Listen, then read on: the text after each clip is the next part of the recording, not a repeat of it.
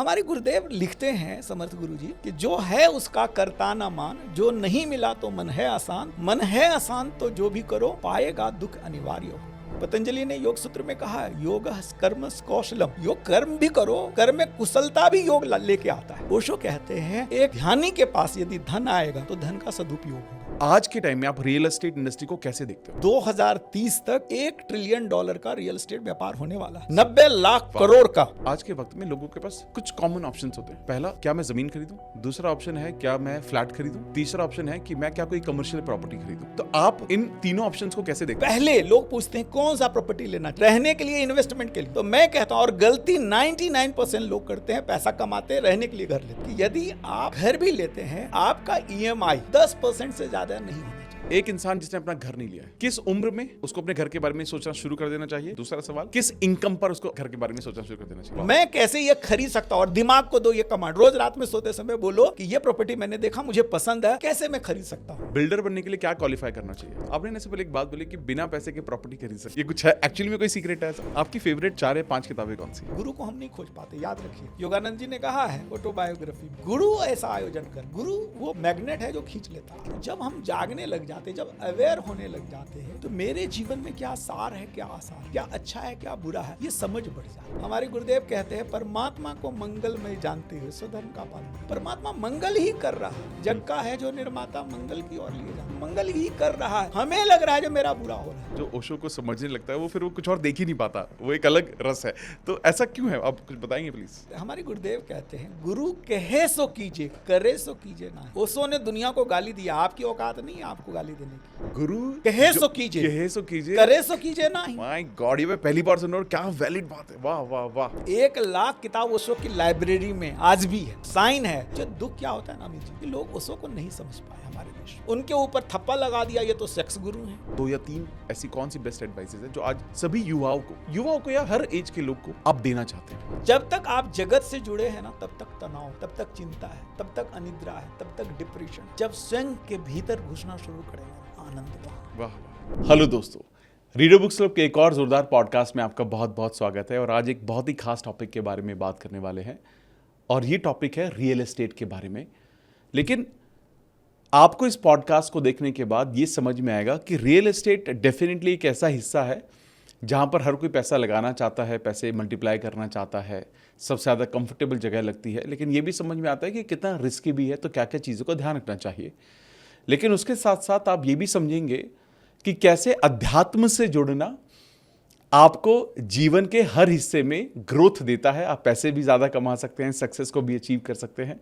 क्योंकि आज जो हमारे साथ एक्सपर्ट हैं, ये अपने जीवन में 30 साल से ज़्यादा हो गए इनको रियल एस्टेट में, लोगों को सिखा रहे हैं, कोच कर रहे हैं, क्लब चला रहे हैं, प्रोग्राम कर रहे हैं, बहुत सफल हैं, बहुत बड़े बड़े प्रोजेक्ट इन्होंने किए हैं। लेकिन इसके साथ साथ 15 से ज़्यादा सालों से ये ऐसी संस्था से जुड़े हुए हैं जहाँ पर ये ओशो के विचार को समझ रहे हैं, ऐसे लोगों को समझाने की कोशिश कर रहे हैं ताकि लोग अध्यात्म से ज़्यादा जुड़ें और अपने जीवन में, अपने जीवन के इनफैक्ट हर एरिया में सफलता को अचीव कर सके। तो आज मैं बहुत ही लकी महसूस कर रहा हूँ कि इनसे एक ऐसा डिस्कशन होने जा रहा है जो कि आज के युग में, आज के दौर में बहुत ही ज़्यादा रिलेवेंट है।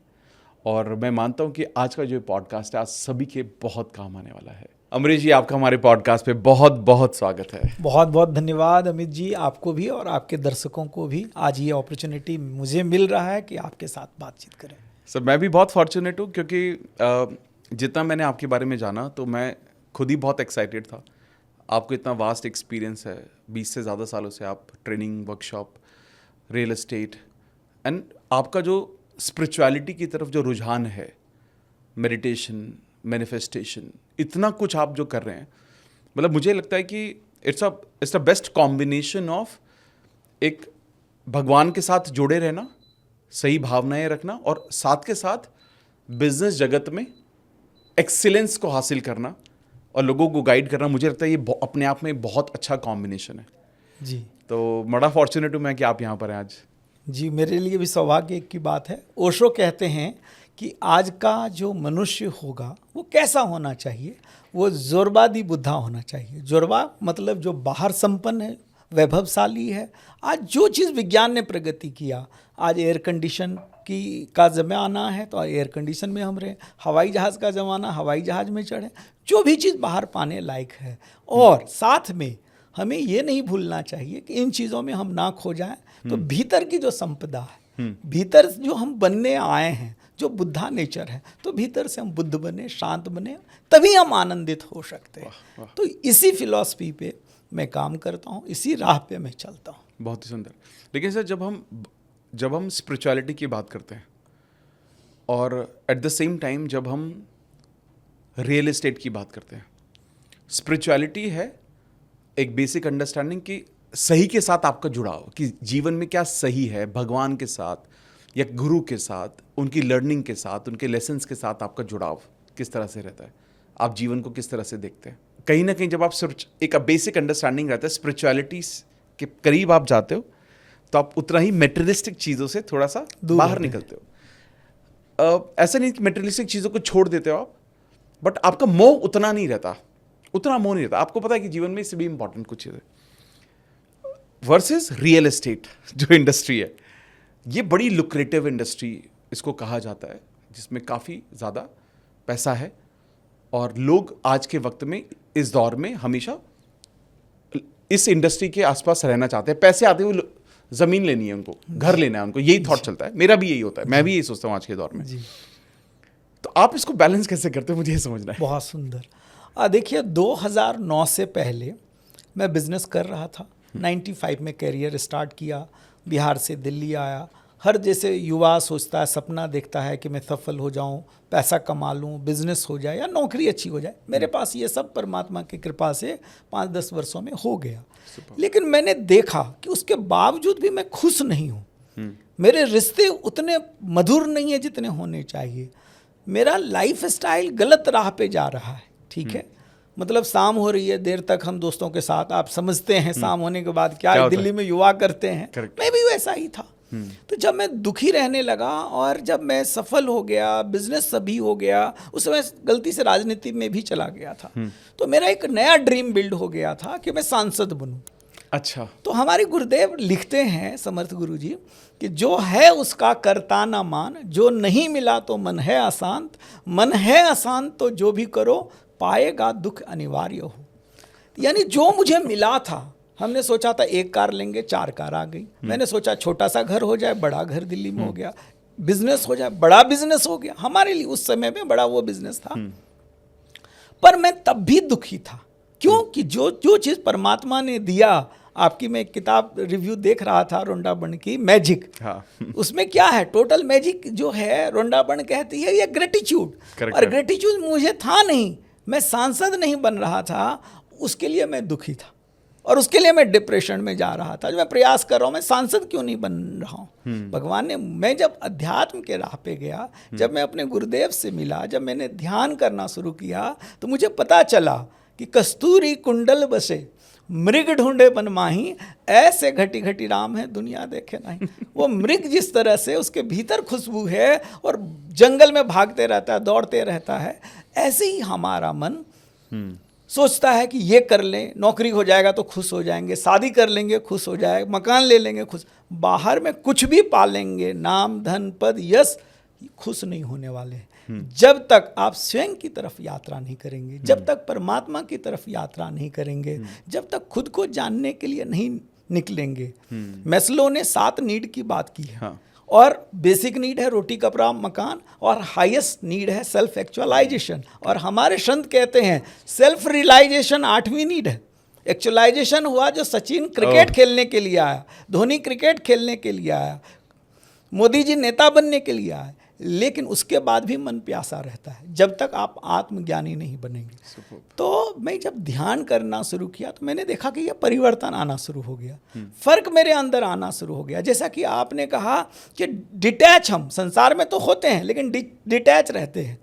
पतंजलि ने योग सूत्र में कहा है, योग कर्म कौशलम, योग कर्म भी करो, उस कर्म में कुशलता भी योग लेके आता है। हम चाहते हैं सफल हो जाएं अपने व्यापार में, लेकिन आप सफल इसलिए नहीं हो रहे हैं क्योंकि कुशलता नहीं है। वो कुशलता बिना आत्मा से जुड़े, बिना कंग्रुएंस माइंड बॉडी और सोल का, आप मैनिफेस्टेशन की बात करते हैं, हम चाहते हैं कि जो मैं चाहता हूं वो मेरे जीवन में आ जाए।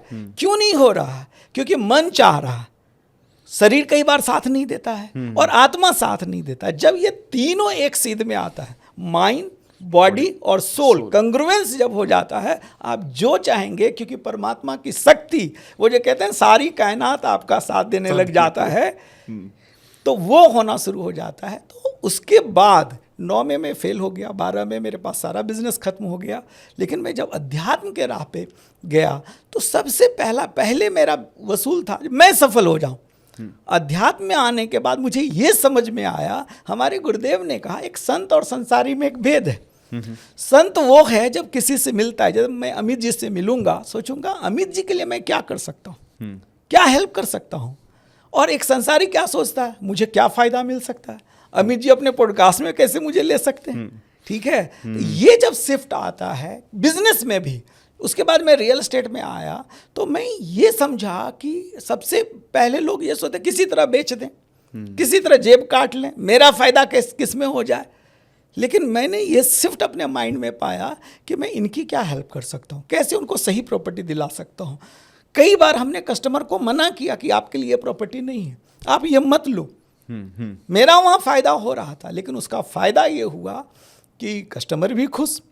जब हम सही प्रॉपर्टी, सही बात कह के, कई लोग मुझे कहते हैं जो उस जगह तो 5 साल में 5 गुना हो रहा। आज ही मैं एक ऐड देखा, मैं नाम नहीं कहीं का बोलना चाहूँगा, 3 गुना हो जाए। मैं हाथ जोड़ता हूँ, मैं कहता हूँ कि भाई ये क्रिप्टो करेंसी नहीं है, रियल एस्टेट, ठीक है, और स्टॉक नहीं है जो रातों रात 5 गुना हो जाएगा, 2 गुना हो जाएगा। समय लगता है। हाँ, अगले 10 साल में, 20 साल में वो 5 गुना नहीं, 10 गुना नहीं, 20 गुना भी होगा, लेकिन रातों रात यहाँ नहीं होता है। तो जब हम सही कह के बेचते हैं, दिलाते हैं, कस्टमर भी खुश होता है और हम तो खुश होते ही हैं क्योंकि हमें पैसा मिल रहा है और चैन की नींद आती है।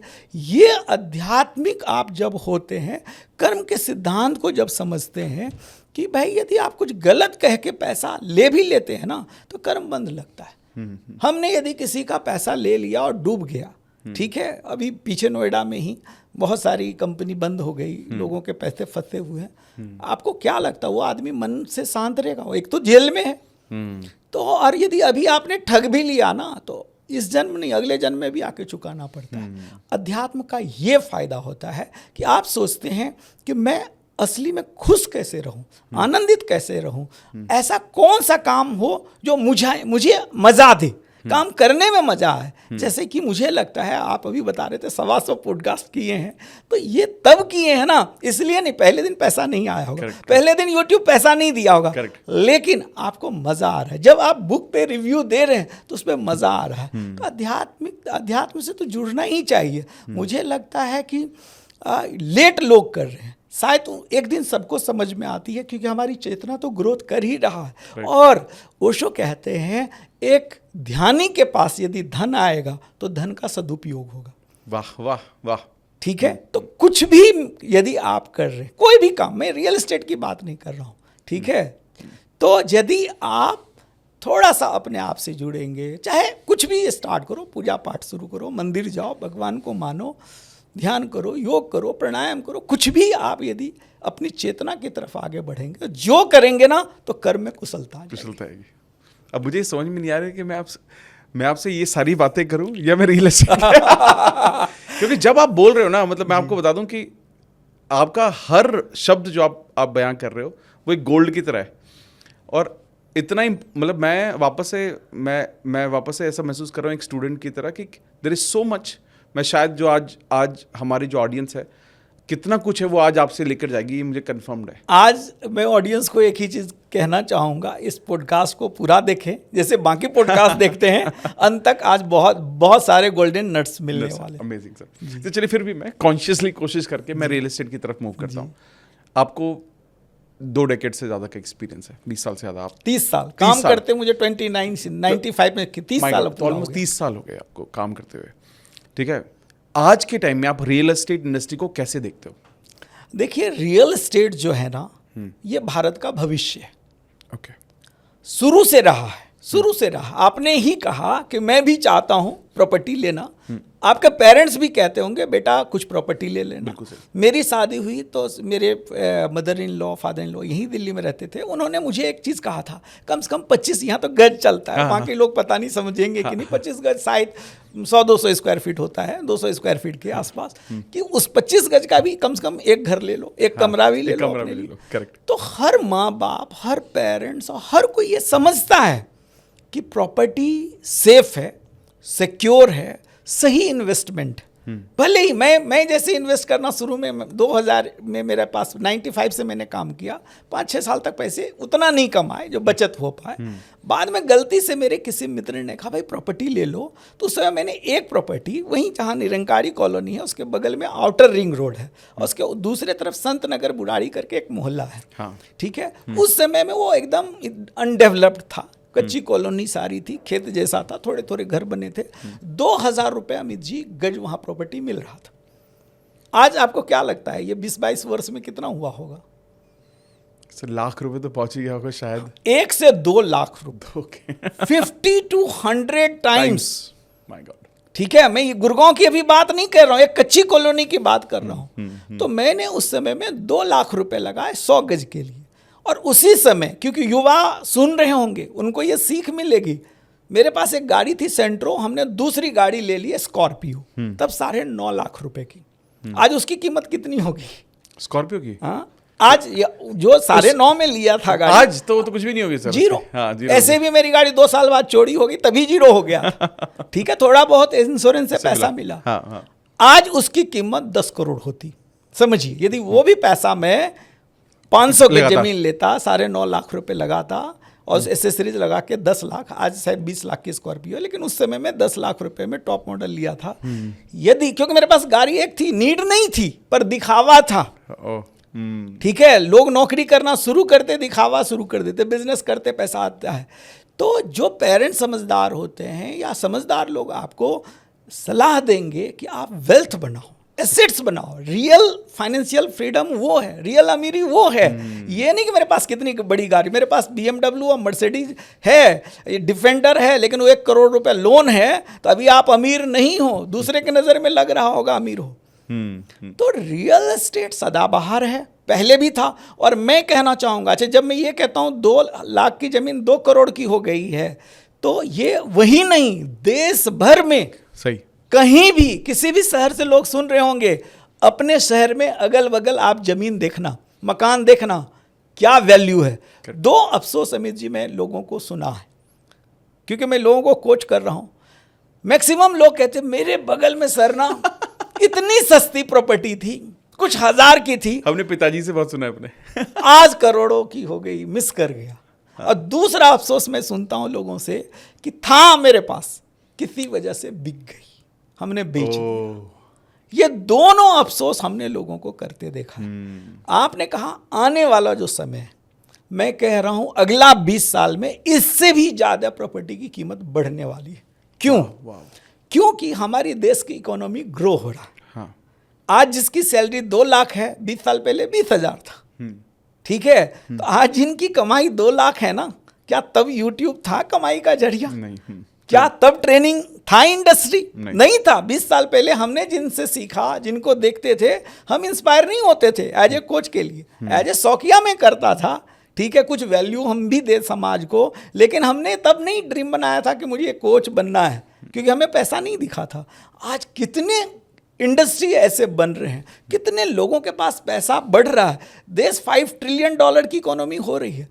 सरकार का रिपोर्ट है, मेरा नहीं, भारत सरकार का वाणिज्य मंत्रालय है, उसका एक विभाग है IBEF.org, उसका रिपोर्ट सभी इंडस्ट्री के बारे में आता है। उसका रिपोर्ट है 2030 तक $1 ट्रिलियन का रियल एस्टेट व्यापार होने वाला है। ओके। 90 लाख करोड़ का अगले 5 साल में। तो वो लोग जो आज निवेश करेंगे, अगले 10 साल, 15 साल, 20 साल और मल्टीपल होने की संभावना है रियल एस्टेट। जी सर, मेरा एक ये बहुत इन डेप्थ मुझे लग रहा है कि आई थिंक बहुत सारे लोग आज जागेंगे और इस बारे में सोचना शुरू करेंगे जिन्होंने अब तक नहीं सोचा है। अब मेरा जो अगला सवाल यहाँ पर यह है कि ये कैसे आइडेंटिफाई करें। जैसे आज के वक्त में लोगों के पास कुछ कॉमन ऑप्शंस होते हैं। पहला जो कॉमन ऑप्शन है वो ये रहता है कि क्या मैं ज़मीन खरीदूं, दूसरा ऑप्शन है कि क्या मैं फ्लैट खरीदूं, तीसरा ऑप्शन है कि मैं क्या कोई कमर्शियल प्रॉपर्टी खरीदूं। ठीक है, तो आप इन तीनों ऑप्शंस को कैसे देखते हैं, या इसके अलावा भी ऑप्शंस हो सकते हैं? ये यदि लोग इम्प्लीमेंट कर लें जो आप सवाल पूछ रहे हैं, तो वो अगले कुछ वर्षों में मुझे आकर के धन्यवाद देंगे। वाह। और बहुत सारे लोग मुझे धन्यवाद देते हैं। Awesome. क्योंकि ये कंफ्यूजन लोगों को रहता है कि मैं शुरू कर रहा हूं तो मुझे पहले क्या लेना चाहिए, जमीन, फ्लैट, या मुझे कमर्शियल कोई प्रॉपर्टी लेना चाहिए। Correct. मैं कहता हूं यदि आपके पास 50 लाख या उससे कम है, ठीक है, तो आप जमीन खरीदो। ओके, ठीक है, ठीक है। और कहां खरीदना ये भी सवाल आता है। बहुत इंपॉर्टेंट है। मैं अपने ज्यादातर लोग जो गलती करते हैं ना, अपने घर के बाजू वाला जमीन जब बिक रहा होता है, नहीं भी लेना है 4 गुने कीमत में तो खरीदता है। वो नहीं लेना है। ये तो बहुत करते हैं लोग, वही करते हैं, वही जुड़ा लोग हुआ मिल खरीदते जाएगा। हैं। मेरे गली में, मेरे घर के बाजू में मेरा कोई रिश्तेदार बेच रहा है, वहां नहीं खरीदना है। वहां तो 10 गुना ऑलरेडी बढ़ चुका है, वहां नहीं खरीदना है। और तब लोग कहीं से अरेंज करते हैं पैसा। हाँ। आपको खरीदना है जो आपके शहर के आसपास जो एरिया डेवलप हो रहा है। ओके, आज से 20 साल पहले जिन्होंने नोएडा में खरीदा, जिन्होंने गुड़गांव में खरीदा, वो पैसे वाले बने ना। हाँ, आज हम अब नोएडा में लेंगे तो नहीं बात बनेगी। अब नोएडा से थोड़ा दूर कहाँ, अभी जेवर इंटरनेशनल एयरपोर्ट आ रहा है। नोएडा, गुड़गांव के आगे और सोहना रोड और जो भी एरिया मानेसर डेवलप हो रहा है, ऐसे एरिया में जाना। इसी तरह कोई मुंबई है तो नवी मुंबई। आप अपने एरिया में देखो कहाँ अभी डेवलप नहीं हुआ, होने वाला है। कोई मेट्रो आने वाला है, कोई हाईवे आने वाला है, कोई आईटी पार्क आने वाला है, ऐसे जगह पे। और वहां आपको 20-30 लाख में भी जमीन मिल जाएगा, 10 लाख में भी मिल जाएगा। लेस देन 50 लाख से कम पूंजी है तो आप मिल जाएगा। 50 लाख से 1 करोड़ रुपए है आपके पास, तो मैं कहूंगा फिर फ्लैट में जा सकते हैं। ओके, ठीक है, फ्लैट थोड़ा सा उससे अर्बन एरिया में लेना चाहिए, क्योंकि एकदम डेवलपिंग एरिया में क्या होता है, रेंटल नहीं आता है। हाँ, बहुत सारे अपार्टमेंट, मान लो ग्रेटर नोएडा वेस्ट में देखेंगे, अभी इन्वेंट्री ज़्यादा है, रहने वाले कम है। ठीक है ना।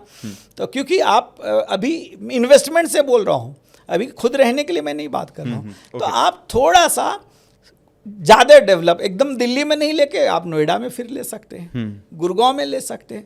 50 लाख से 1 करोड़ में यदि कोई प्रॉपर्टी मिलता है। यदि आपका बजट 1 करोड़ से भी ऊपर है, फिर कमर्शियल लीजिए। कमर्शियल हमेशा डेवलप एरिया में लेना चाहिए, हमेशा डेवलप्ड एरिया में। कहने का मतलब जहां बस चुका है लोग, आबादी बस गया है, जहां रेंटल फिक्स है। हाँ, जहां पे मान लीजिए मॉल खुलेगा तो वहां फुटफॉल होगा, तभी तो आपका दुकान चलेगा। नहीं तो आपने उस मॉल में एक दुकान ले लिया है और उसकी भाड़ा 2 लाख रुपए लग रहा है, आपने 2 करोड़ में लिया, उसकी भाड़ा 2 लाख लग रहा है। वो जो उसमें कोई दुकान खोलेगा, उसका दुकान नहीं चलेगा, थोड़ी दिन में छोड़ के चला जाएगा। बहुत सारे इसलिए कमर्शियल प्रॉपर्टी आपने देखा होगा नोएडा में भी खाली पड़ा हुआ होगा। बिल्कुल सही है, एग्री। तो ये तीनों मॉडल है। और मैं कहता हूं एक और चीज जो आपने नहीं पूछा, कि पहले लोग पूछते हैं कौन सा प्रॉपर्टी लेना चाहिए, रहने के लिए, इन्वेस्टमेंट के लिए। हाँ, ये करेक्ट। ठीक है। तो मैं कहता हूं, और गलती 99% लोग करते हैं, पैसा कमाते हैं, रहने के लिए घर लेते हैं, वो भी कोई नहीं बताता, क्योंकि पेरेंट्स भी वही कहता, बेटा घर ले लो। मैंने भी यही गलती किया था दिल्ली में आके। तो पहले जब तक आपकी एसेट्स 10 करोड़ की नहीं है, 1 मिलियन की नहीं है, ओके, ठीक है, तो इन्वेस्ट करना चाहिए। अभी रहने के लिए आप मान लो 2 करोड़ रुपए की, 1 करोड़ की एक फ्लैट ले लेते हैं, और 1 लाख रुपए आप EMI 25 साल, तो आप बंद गए। आपने गाड़ी भी ले लिया 25 लाख रुपए की, उसकी भी 25-30 हज़ार EMI दे रहे हैं, तो आप तो लोन में पिस रहे हैं। उल्टा प्रेशर आपने ले लिया, उल्टा लायबिलिटी ले लिया। आपको डर है नौकरी छोड़ के बिजनेस कैसे करेंगे, नौकरी बदलेंगे, अभी रिसेशन आ गया तो, अभी अमेरिका से नौकरी निकाल दिया तो। ये डर में नहीं जीना है भाई। 1 करोड़ रुपए का एक फ्लैट रेंट पे 25,000 में मिलता है, 20 से 25,000 में। 1 करोड़ को आप निवेश करेंगे ना, तो वो आपके लिए कैश फ्लो दे सकता है। चलो 1 करोड़ लोन भी लेंगे ना, क्योंकि लिवरेज मिलता है प्रॉपर्टी में, तो 40,000 EMI आएगा, 25,000 रुपये आपको रेंट मिल रहा है, 15,000 और आप डालो, तो कल ये 1 करोड़ की प्रॉपर्टी 1.5 करोड़ की हो जाएगी। 5 साल बाद ये जो रेंट 25,000 मिल रहा है वो 40,000 हो जाएगा। अब आपका EMI प्रॉपर्टी ही दे रहा। तो इसलिए शुरू में जो है हमें क्या करना चाहिए, इन्वेस्ट करना चाहिए, ना कि लेने के लिए लेना चाहिए। हाँ, पुराने घर में रह लो किराए के घर में रह लो, पिताजी का बनाया कुछ है उसमें ले लो, ठीक है। लेना भी है तो छोटा ले लो, ज्यादा पैसे का मत लो। ओके जी। ओके। लेकिन और इसमें भी आप यही सजेस्ट करते हैं कि पहले अगर कम है, अगर आप रहने के लिए भी प्लान कर रहे हो लेने के लिए, छोटा लो, तो छोटा लो, जमीन लो या फ्लैट लो।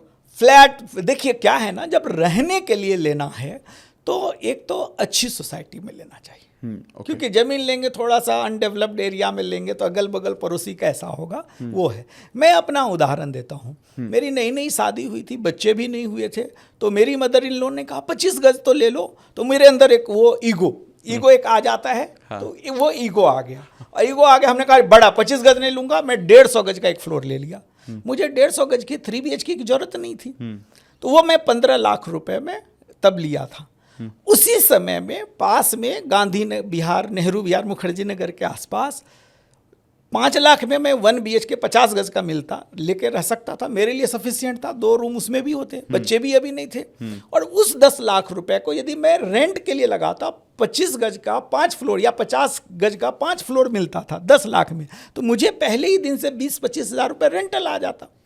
तो मैंने दिखाने के लिए लिया जो मेरे पास बड़ा घर है, यदि मैं रहने के लिए भी ले लेता, चलो 50 गज का 2 BHK का ले लेते, छोटा ले लेते, और 10 लाखों में इन्वेस्ट किया होता, तो मेरे पास हर महीना एक पैसिव इनकम 20-25 हज़ार रुपये क्रिएट होता, साल में 3 लाख रुपए आता, 3 लाख में एक 100 गज की प्रॉपर्टी हर साल में बना सकता था, या हर साल एक नई फ्लैट या बिल्डिंग ले सकता था जो मेरे इनकम को बढ़ाता। तो हमें ध्यान में रखना है, हमें अपने एसेट्स को बढ़ाना है, ना कि शुरू में लग्जरी के चक्कर में, दिखावा के चक्कर में जाना। यहाँ पर मेरा एक सवाल है, जैसे क्या होता है आज के वक्त में, मान लेते कोई वर्किंग प्रोफेशनल है जिसे अब तक कोई घर नहीं लिया जी, ठीक है, वो ज़्यादातर जब वो घर लेने की कोशिश करता है तो ज़्यादातर लोन ही लेना पड़ता है उसको, ठीक है। तो लेकिन पहला है कि लोन लेके खुद रहे या लोन लेके उसको रेंट पे डाले, तो जब देखते हैं लोन लेके रेंट पे डालेगा तो वो उतना पैसा, मतलब वो रेंटल उतना आता ही नहीं है कि उसके EMI भी कवर हो जाए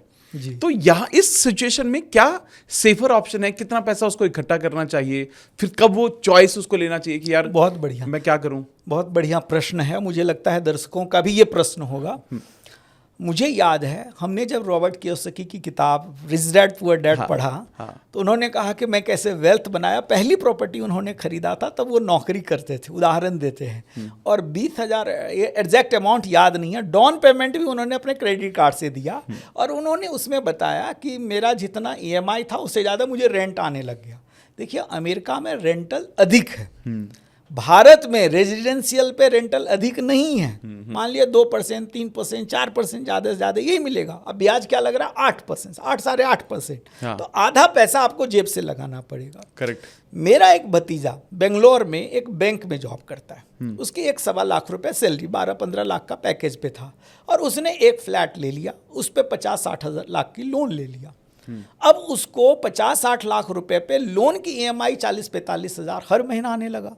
थोड़े दिन में उसकी वाइफ प्रेग्नेंट हुई, उसमें हॉस्पिटलाइजेशन में या उसकी ट्रीटमेंट में अच्छा खासा खर्च करना पड़ गया, कुछ पेरेंट्स को भी पैसा देना पड़ा। अब वो थोड़ा सा टाइट सिचुएशन में आ गया, ठीक है, अनकंफर्ट हो गया। फिर मुझे कह रहा अंकल मैं क्या करूं? तो मेरे पास तो पैसे बचते ही नहीं, हर महीना प्रेशर, हाथ खाली, ठीक है, पत्नी में अलग खर्चा, घर में अलग देना, और EMI सब इसी में मैं जीरो हो जा रहा हूँ, उल्टा क्रेडिट कार्ड से मुझे करना पड़ता है। तो मैंने कहा एक काम करूं, इससे पहले कहाँ रहते थे? तो बोला कि मैं एक 2 BHK में रहता था। तो कितना रेंट मिलता था? तो बोला कि 15,000।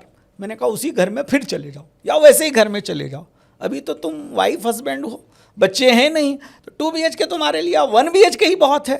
तो 15,000 में फिर शिफ्ट किया, और ये जो उसका घर था अब उसने 35,000 लोन में दे दिया, मतलब रेंट पे दे दिया। 3 BHK था, 35,000 मिल गया। अब उसका EMI 45,000 था। अभी जो वो भर रहा था वो 45,000 भरना पड़ रहा था, अभी कितना भरना पड़ रहा है? सिर्फ 10,000 रुपए। तो वो कंफर्टेबल हो और गया। 15,000 उसका रेंट। प्रॉपर्टी तो तुम्हारी है ही। मैंने कहा तुम किसको वहां दिखा? बोला किसी को नहीं दिखा रहा हूं, क्योंकि बेंगलोर में रहा हूं, सहरसा से ना पेरेंट्स जा रहा है ना कोई रिश्तेदार जा रहा है, कभी कभार कोई दोस्त आ रहा है। हमने कहा दिखाना तो है नहीं वहां पे, तुम जो बड़े घर में रह रहे हो, तो तुम अपना छोटे घर में काम चलाओ, इसको रेंट पे दो, और वो अब कंफर्टेबल हो गया। यही करना चाहिए कि यदि आप घर भी लेते हैं तो आपका EMI 10% से ज़्यादा नहीं होना चाहिए। मैक्सिमम 20% से ज्यादा नहीं सैलरी के 1 लाख रुपए आपकी सैलरी है तो 20,000 से रहने के लिए, यदि आप रह नहीं रहे हैं, उसको रेंट पे दे रहे हैं, फिर आप 40% भी दो तो वो आपका इन्वेस्टमेंट है।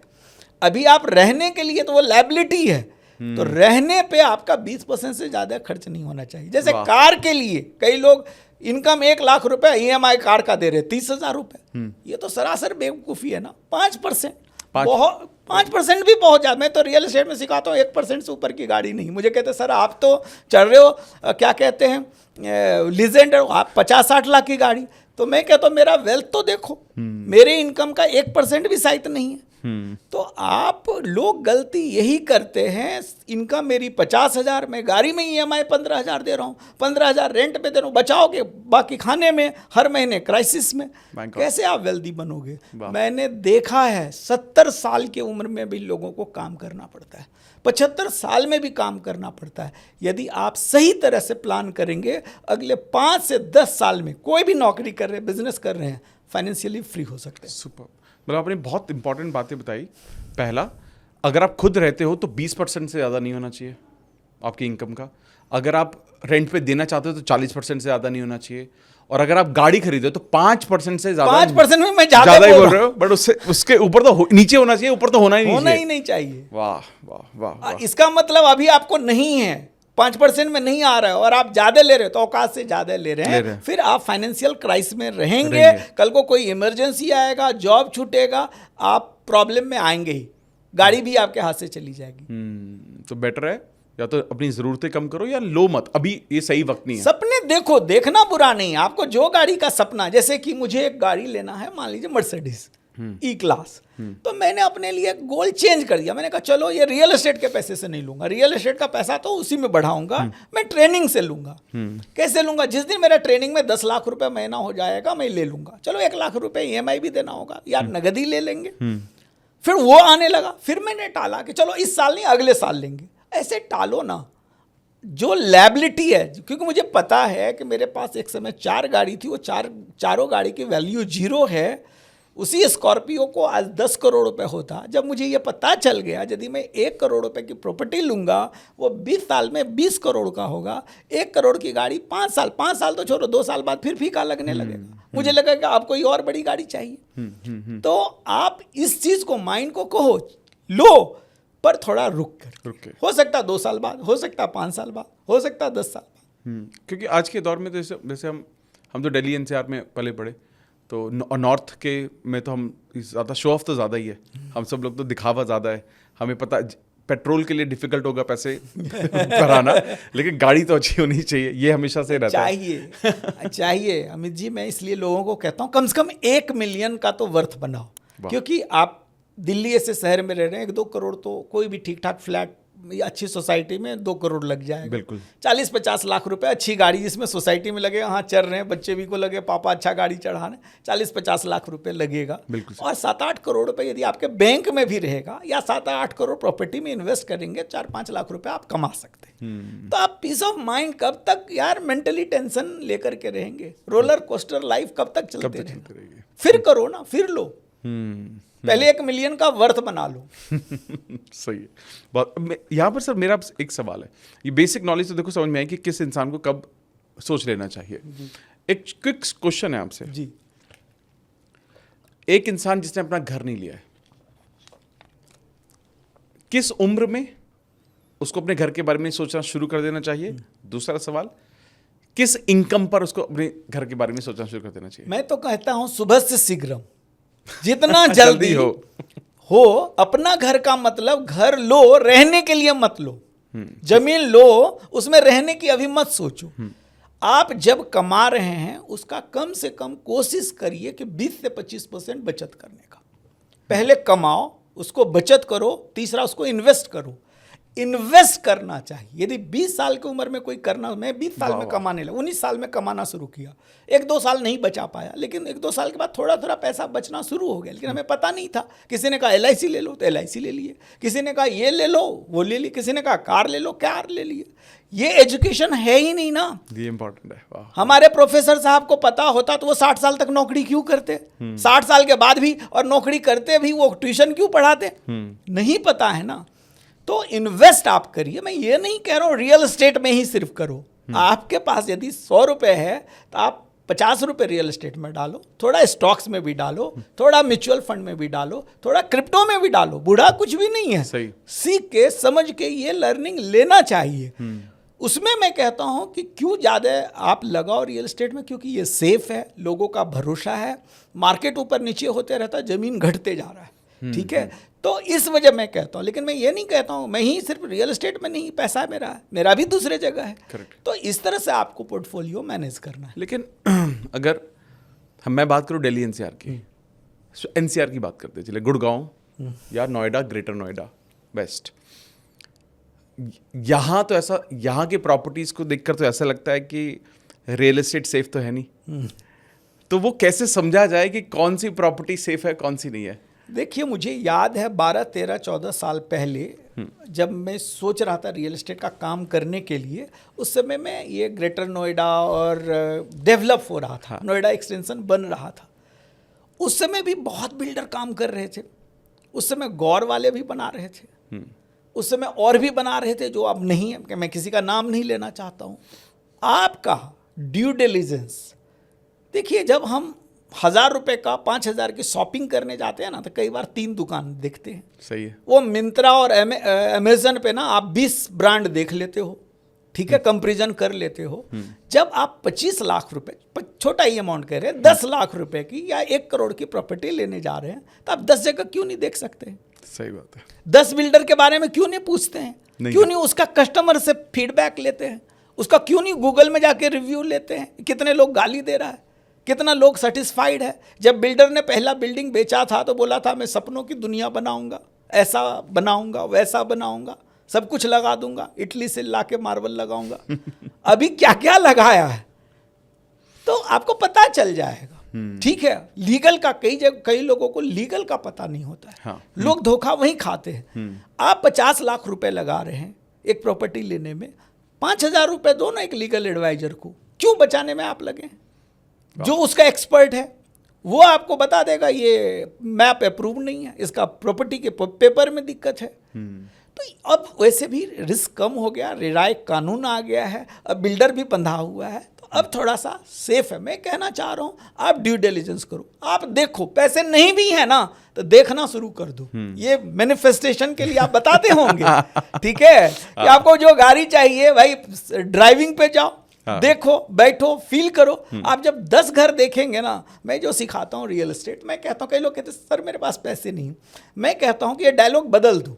जब आप प्रॉपर्टी देखो तो ये कहो how can I buy, fantastic, ठीक है, मैं कैसे ये खरीद सकता हूँ, और दिमाग को दो ये कमांड। रोज रात में सोते समय बोलो कि ये प्रॉपर्टी मैंने देखा, मुझे पसंद है, कैसे मैं खरीद सकता हूँ।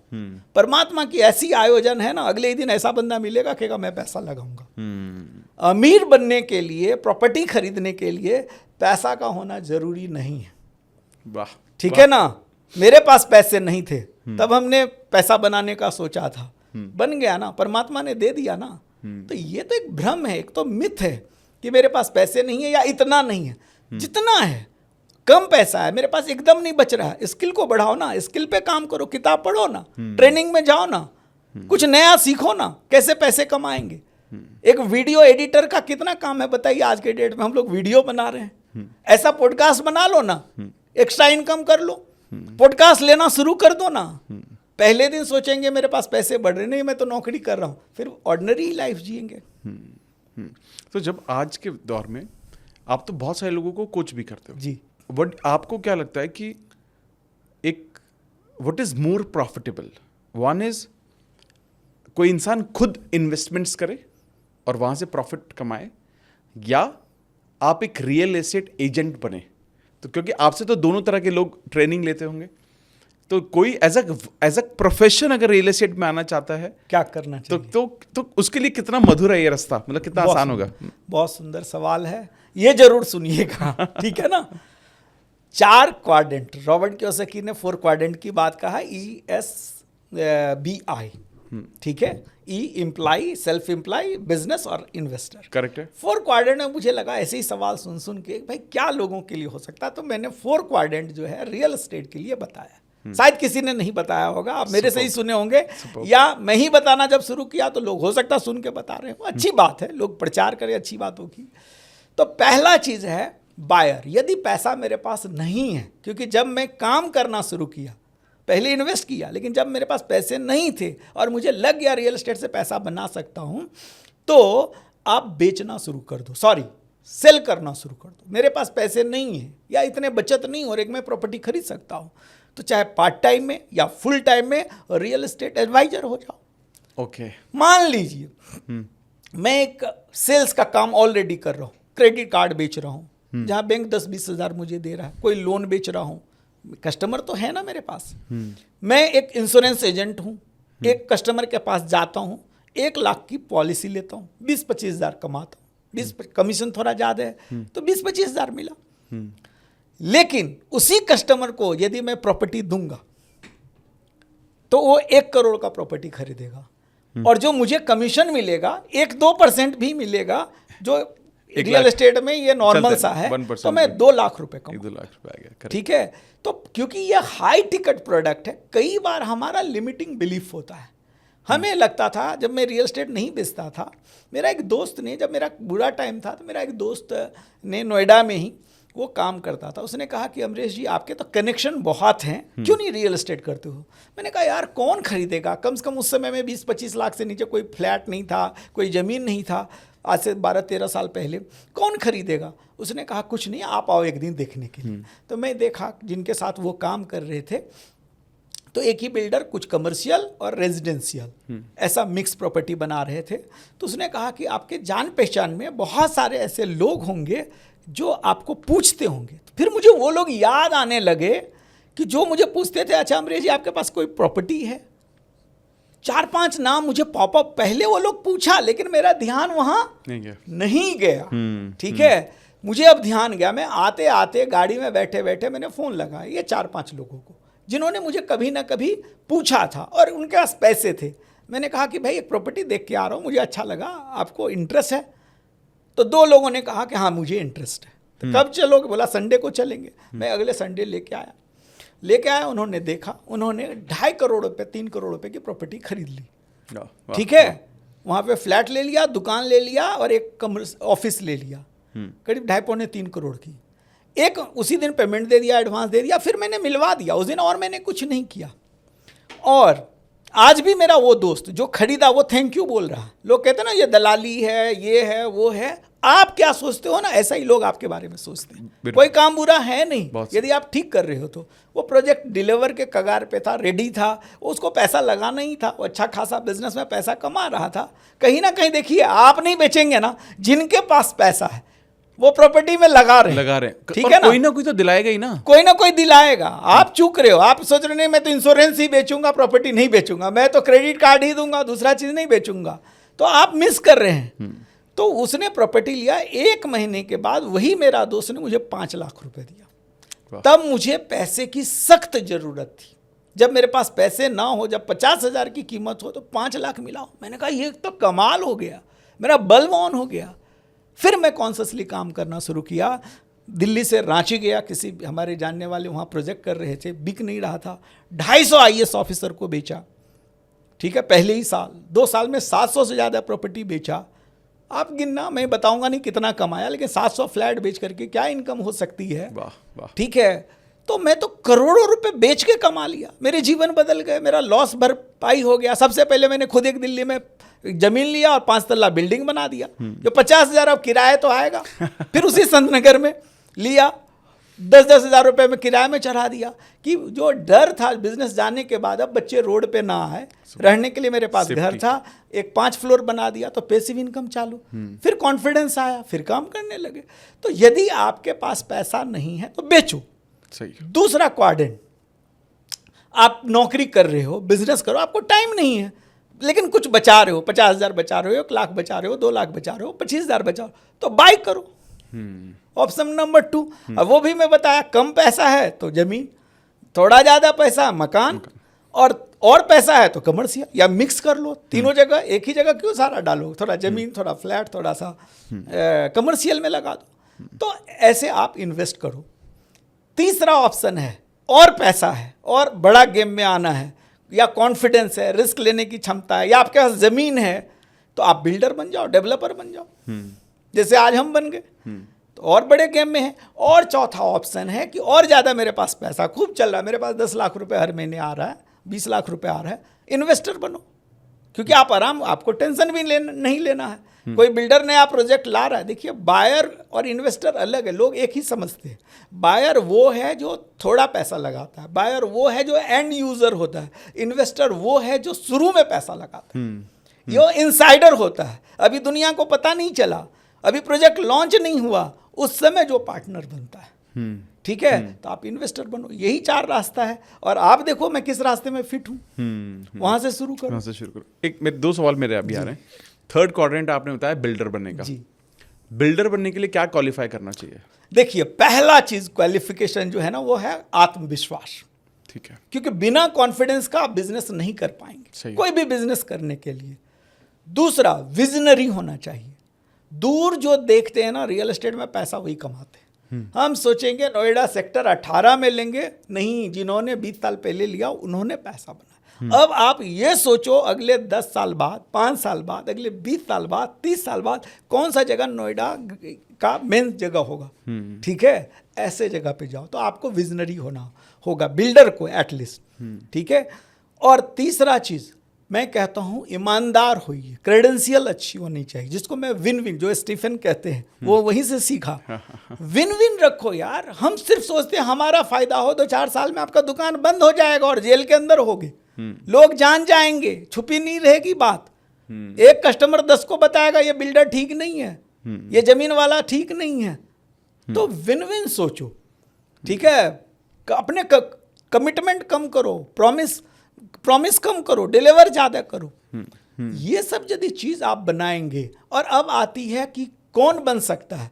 पैसा आपके पास है कम से कम 5-10 करोड़, क्योंकि इससे कम में आप क्या करेंगे, ना तो प्लॉटिंग कर सकते, ना कोई बिल्डिंग बना सकते। दूसरा, जगह आपके पास है तब भी बन सकते, पैसा किसी से ले लो, पार्टनरशिप कर लो, ज्वाइंट वेंचर कर लो।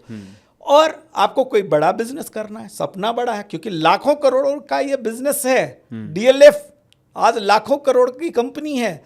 हमारे गोदरेज तो इतनी बड़ी कंपनी है ना, आप उदाहरण सब देखिए ना, आज 50,000 करोड़ का टर्नओवर है। हमारे देश में कम से कम 10 ऐसी कंपनी है जिसका एवरेज टर्नओवर 25 से 50,000 करोड़ है रियल एस्टेट में। तो संभावना तो बहुत बड़ा है, इसलिए मैंने कहा सेकेंड हाईएस्ट एम्प्लॉयमेंट देता है रियल एस्टेट। रेवेन्यू गवर्नमेंट को भी आ रहा है, रोजगार लोगों को आ रहा है, तो ओपन है। गोदरेज जैसी कंपनी, उनके पास तो हम लोग पैदा हुए थे तब से जान रहे थे, ताला और क्या क्या क्या बनाते थे गोदरेज। मुंबई में सबसे अलमारी, ठीक है ना, फ्रिज भी था, कितने प्रोडक्ट है, साबुन है, वो उनका आज मेन बिजनेस रियल एस्टेट है। तो संभावना बहुत है, अपॉर्चुनिटी बहुत है। रोटी, कपड़ा और मकान, ये बेसिक नीड है। और घर जिसके पास एक है ना, वो और बड़ा लेता है, जिसके पास और बड़ा है ना, वो कुछ और लेता है, वो फार्म हाउस बिल्ड करता है। जिसके पास फार्म हाउस है ना, वो बिल गेट्स के पास हजारों एकड़ एग्रीकल्चर लैंड है।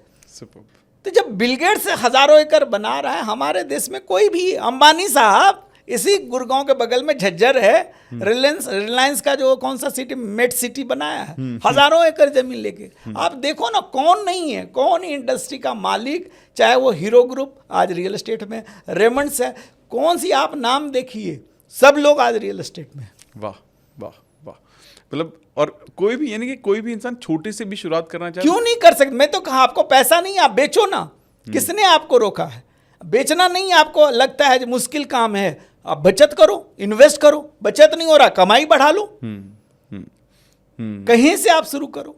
और नहीं फिर भी समझ में आ रहा है, इसी तरह पॉडकास्ट देखते रहो। बहुत मैं बताता हूँ कि बिना पैसे के प्रॉपर्टी खरीद सकते हैं। वाह वाह। एक चौथा, ये वाला सवाल मैं पूछूंगा, बिना पैसे के कैसे खरीदिए। लेकिन इसके जो मेरा पहले सवाल था, जो चौथे क्वाड्रेंट पे आपने बोला कि आप जो ये बहुत बड़े बड़े बिल्डर्स होते हैं, बहुत बड़ी बड़ी कंपनी जो होती हैं, इनके साथ इन्वेस्टर बनो। यानी कि प्रोडक्ट जब कोई भी प्रोजेक्ट लॉन्च होने वाला है, आप पहले इन्वॉल्व हो जाओ उसके साथ। प्रॉफिटेबिलिटी में कितना फर्क आता होगा और कितना पैसा चाहिए होता होगा इन्वेस्टर बनने में? बहुत ज़्यादा फर्क है। ओके। रिटेल इन्वेस्टर मान लीजिए यदि 15, हमारे देश में जो ग्रोथ है ना रियल एस्टेट में, जो गवर्नमेंट का रिपोर्ट है, वैसे कहना तो नहीं चाहिए कैमरा पे, देखिए कच्चा पक्का दोनों है, वो कच्चा का तो कोई बताता नहीं है ना कितना प्रॉफिट हुआ। सही, ठीक है, व्हाइट की हम बात करते हैं, वो 15-16% है एवरेज। तो ये रिटेल इन्वेस्टर का है, ठीक है। लेकिन जो इन्वेस्टर है, रिटेल बायर का मैं बता रहा हूँ ग्रोथ, जो इन्वेस्टर है वो तो कई बार 1 साल में पैसे को डबल कर लेता है, 1 साल में 50% बढ़ा लेता है, 2 साल में डबल कर लेता है। तो ये बिल्डर्स जो हैं दे देते हैं? हाँ, क्यों देते हैं आप समझिए। मैंने एक ज़मीन लिया, कोई एक बिल्डर ने एक ज़मीन लिया 50 करोड़ रुपए की, ठीक है। अभी या तो उसके पास 50 करोड़ नहीं है, उसके पास 25 करोड़ है, 20। हमेशा आदमी अपनी क्षमता से बड़ा काम करता है, करेक्ट है, ठीक है ना। बिजनेस यही है। हाँ, जितना मेरे पास है, यदि 10 करोड़ में 10 करोड़ में करूंगा तो बिजनेस क्या है। फिर इन्वेस्टर बनो। तो वो 10 करोड़ है तो 100 करोड़ की प्रॉपर्टी लेना चाहता है, तो या 25 है तो 50 का लेता है। तो उस समय उसको पैसा चाहिए, उस समय वो फंड रेज करता है, लोगों से पैसा मांगता है, या हमने जमीन ले लिया, गवर्नमेंट से ले लिया, बैंक से ले लिया, कोई और सोर्स से, या खुद के पैसे से ले लिया। अब जब हमें बनाना शुरू करना है, उस समय बिल्डर को चाहिए। उस समय में आपको वो कम प्राइस, मार्केट प्राइस में जिसमें लॉन्च करेगा, मान लीजिए वो लॉन्च करेगा 5,000 रुपये स्क्वायर फीट एक फ्लैट का, तो आपको 3,000 में दे देगा, 4,000 में दे देगा। 25 से 50% बिलो मार्केट प्राइस आप बाय कर सकते, इंटर कर सकते हैं। या तीसरा ऑप्शन है कि आप एक प्रॉपर्टी खरीद लो, 1 एकड़ जमीन खरीद लो, मान लो 5 करोड़ रुपए में आपने खरीदा। आप बिल्डर को कहो कि भाई ये पार्टनरशिप में बनाओ, ज्वाइंट वेंचर में। वो बिल्डर आपको 40 से 50% पूरा जो यूनिट बनेगा वो आपको हिस्सा देता है। और जब वो अगले 3-4 साल में प्रॉपर्टी बनेगा, मिनिमम आपके हिस्से का जो वैल्यू होगा जिसमें आपने जमीन खरीदा, वो कम से कम 3 गुना होता है। वाह। तो मेरे नाम पे जमीन है और मैंने अच्छा बिल्डर को ढूंढ लिया जिसका क्रेडेंशियल, जिसने बनाया है, जिसका रेपुटेशन अच्छा है, जो सेल में अच्छा है, पहले बना के बेचा है, उसके साथ टाई अप कर लिया। तो मेरे नाम पे जमीन है, तो जमीन तो है, तो मैं सेफ हूँ, मेरा तो कोई रिस्क है ही नहीं। और अच्छे बिल्डर को हमने दिया बनाने के लिए। तो इस तरह से, या हमारे पास जमीन नहीं, कम पैसा है, जितना है, मान लो 10 यूनिट ले लिए, 5 यूनिट ले लिए। हाँ, आपने पूछा कितना पैसा, अब डिपेंड कर रहा वो कितना बड़ा प्रोजेक्ट है। मान लीजिए 50 फ्लैट का एक प्रोजेक्ट है और आपने 5 लिया तो 10% आप लगा रहे हैं पैसा।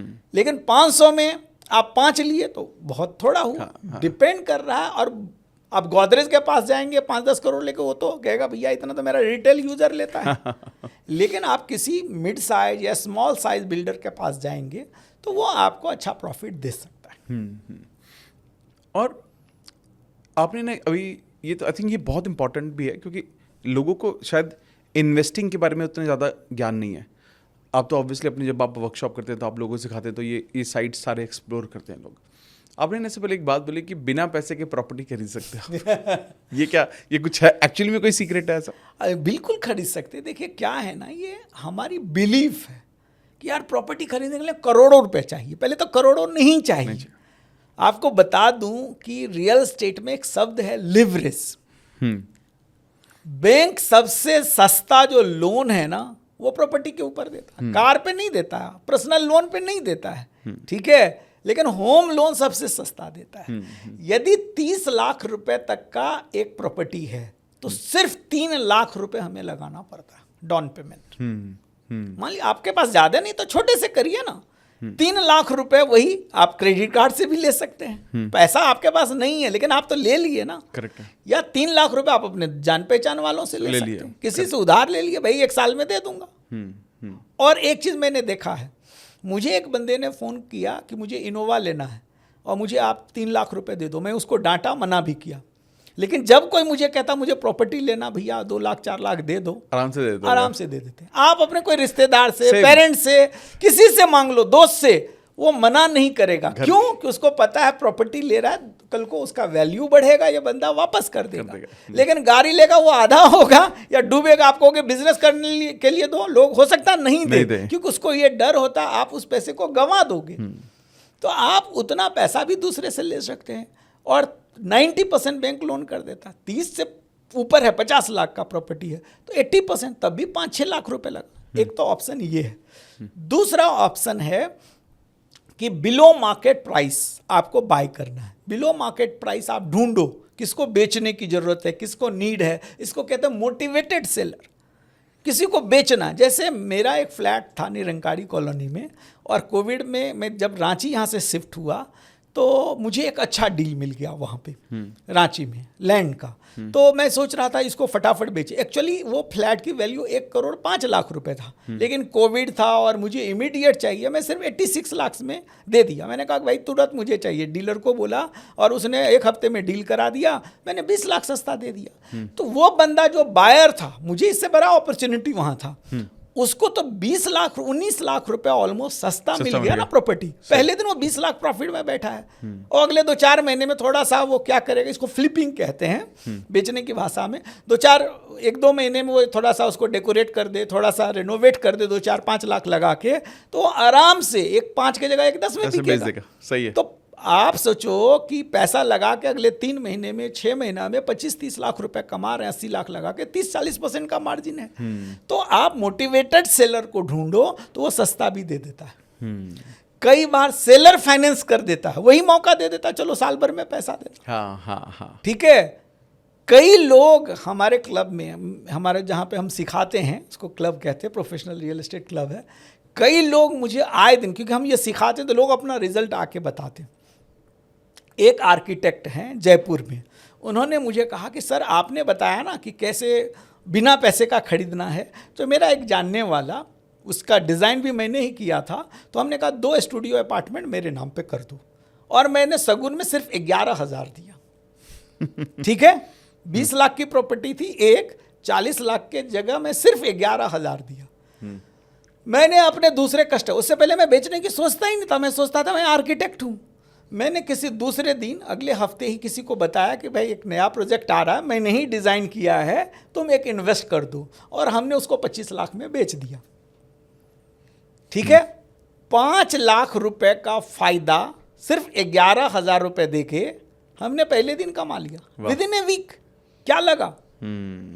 आप सोचिए, ऐसे बहुत सारे लोग हैं, पैसा नहीं चाहिए। लोग 1 करोड़ की प्रॉपर्टी 1 लाख रुपए में एग्रीमेंट कर लेते हैं। यदि आपको पता है, बढ़िया है, मौके की है और ज़रूरत पड़े, मैं इसको मना थोड़ा करता हूँ, लेकिन बहुत सारे लोग करते हैं जो थोड़े से सेल्स समझते हैं, मार्केट को समझते हैं, रिसर्च रहता है, मोटिवेटेड सेलर से बाय करते हैं, बहुत थोड़ा पैसा देते हैं और अगले 2-3 महीने का समय ले लेते हैं, इसमें बेच देते हैं। पैसा कहाँ चाहिए? यदि आपको खुद ही फिर लेना है तो आप किसी इन्वेस्टर का पैसा लगा दो, पार्टनर बना लो, तब भी तो प्रॉपर्टी आपने खरीद लिया। मैं जब पहला प्रोजेक्ट किया, जब मैं प्लॉटिंग किया था, तो 9 करोड़ रुपए की प्रॉपर्टी थी, तो मैंने 4.5 करोड़ रुपए एक पार्टनर ढूंढा, उनसे लगवाया।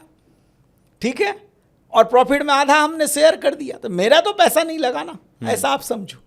तो आप सोचो, मैंने जो कहा कि पैसा कैसे आ सकता है, जिस दिन आपका कॉन्फिडेंस आ जाता है, जिस दिन आप सीख लेते, जिस दिन आपका भरोसा आ जाता है, वहाँ आप पैसा ले लेते लोगों से। बहुत ही खूबसूरत। आई थिंक ये बहुत जो आप सारा बता रहे हो ना, मैं उस एंगल से समझने की कोशिश कर रहा हूँ कि मैं आज जब ये सोचता हूँ कि मेरे को इस इंडस्ट्री में जाना है और मैं प्रॉपर्टीज़ खरीदना चाहता हूँ जहाँ पर मेरे पास बहुत सारे ऑप्शंस हैं, चाहे बिल्डर के हो, चाहे प्रॉपर्टीज़ के हो, तो मुझे लग रहा है मेरे को बहुत क्लैरिटी मिल रही है कि मैं कैसे उसको आइडेंटिफाई कर सकता हूँ, और शायद ये बहुत ज़रूरी है। इसमें एक और मेरा पॉइंट है, जैसे आपने ना जो शुरू में थोड़ा छेड़ा भी था उसके बारे में, कि लोग ना जानना नहीं चाहते, रिसर्च नहीं करना चाहते, सीखना नहीं चाहते, नॉलेज लेना नहीं चाहते।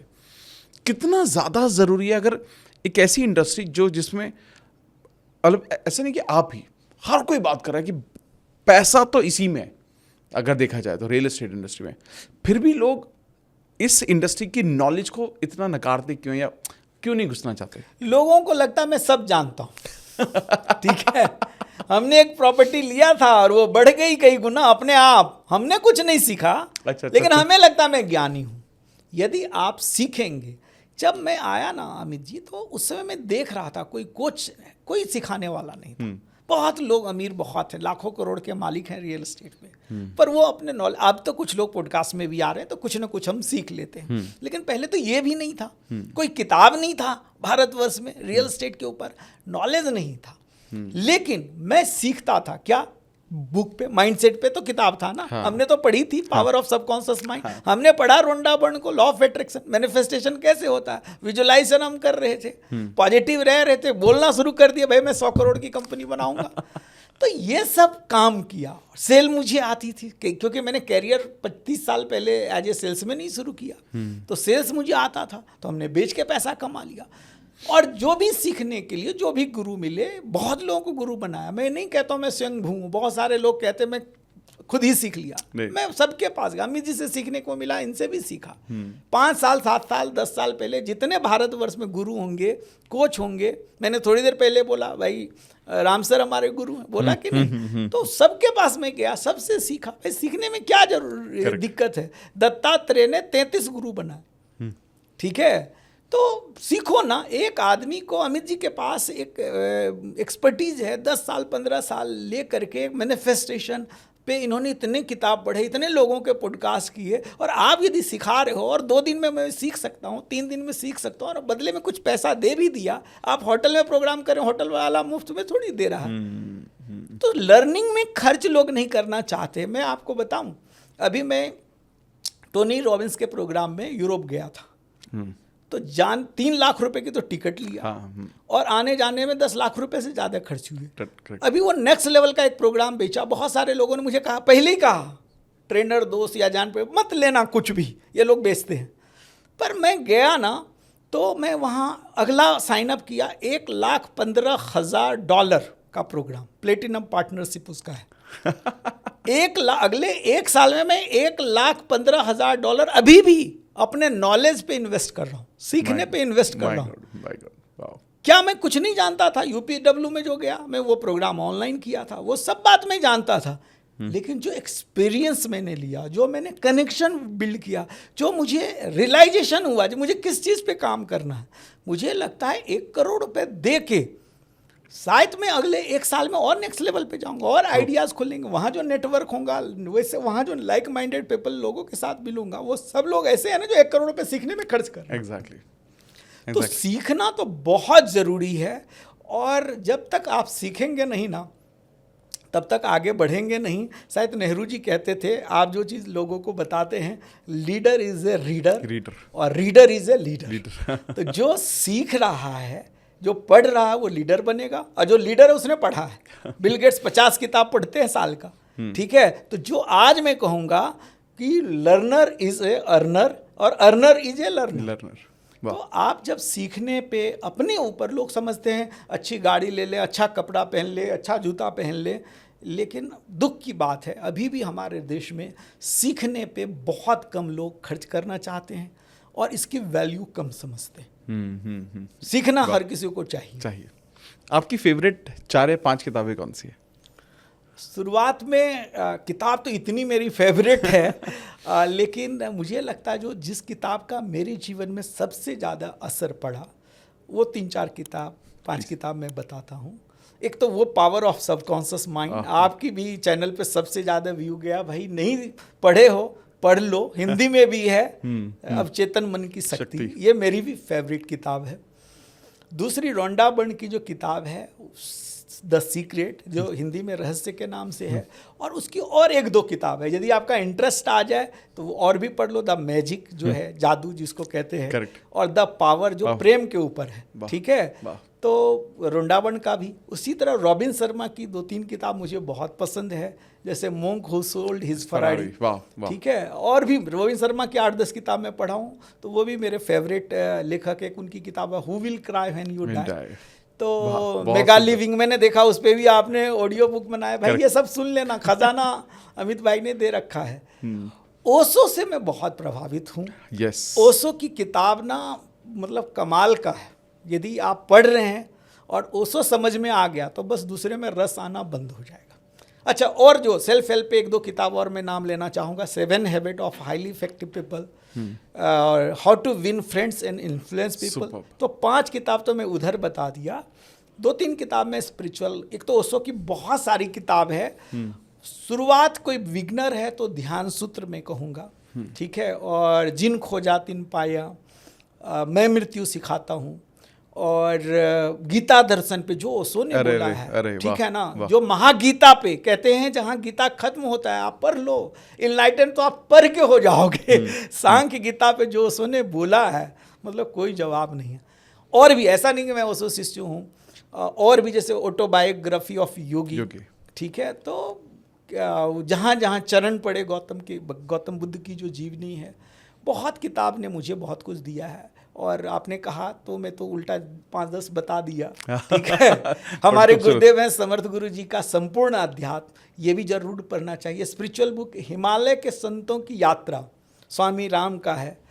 तो ऐसे बहुत सारी किताब है, मतलब आप जब पढ़ेंगे तो। आपने भी 2 किताबें लिखी हैं, उसके बारे में प्लीज बताइए। जी, मेरी एक पहली किताब 10 साल मुझे लिखने में लगा, सक्सेस मंत्रा है, और पिछले 5 वर्षों में 6 वर्षों में 5 बार पब्लिश्ड हुआ है। लोगों ने बहुत प्रेम किया है। उस समय तक मैं कम से कम 100-200 सेल्फ हेल्प की किताब पढ़ी थी जब मैं वो किताब लिखा था। तो मुझे लगा ये सब किताब का निचोड़ मुझे एक किताब में। अडिया साहब से परसों में पॉडकास्ट कर रहा था, तो उन्होंने कहा कि मुझे किसी ने पूछा कि आप क्या काम करते हो, तो उन्होंने कहा मैं इधर का माल उधर करता हूँ। ऐसी बात ऐसे बोलते हो, ठीक है। तो उन्होंने कहा ऐसा क्या करते हो? बोले मैं अमेरिकन लेखक को पढ़ता हूँ, उसको हिंदी में ट्रांसलेट करता हूँ, वही सिखाता हूँ। तो वो किताब जो सक्सेस मंत्रा, वो समझिए सभी किताबों का एक जिस्ट है, ठीक है, जो हमने सीखा बाकी किताबों में। अभी एक दूसरी किताब मेरी आई है, रियल एस्टेट मास्टरी।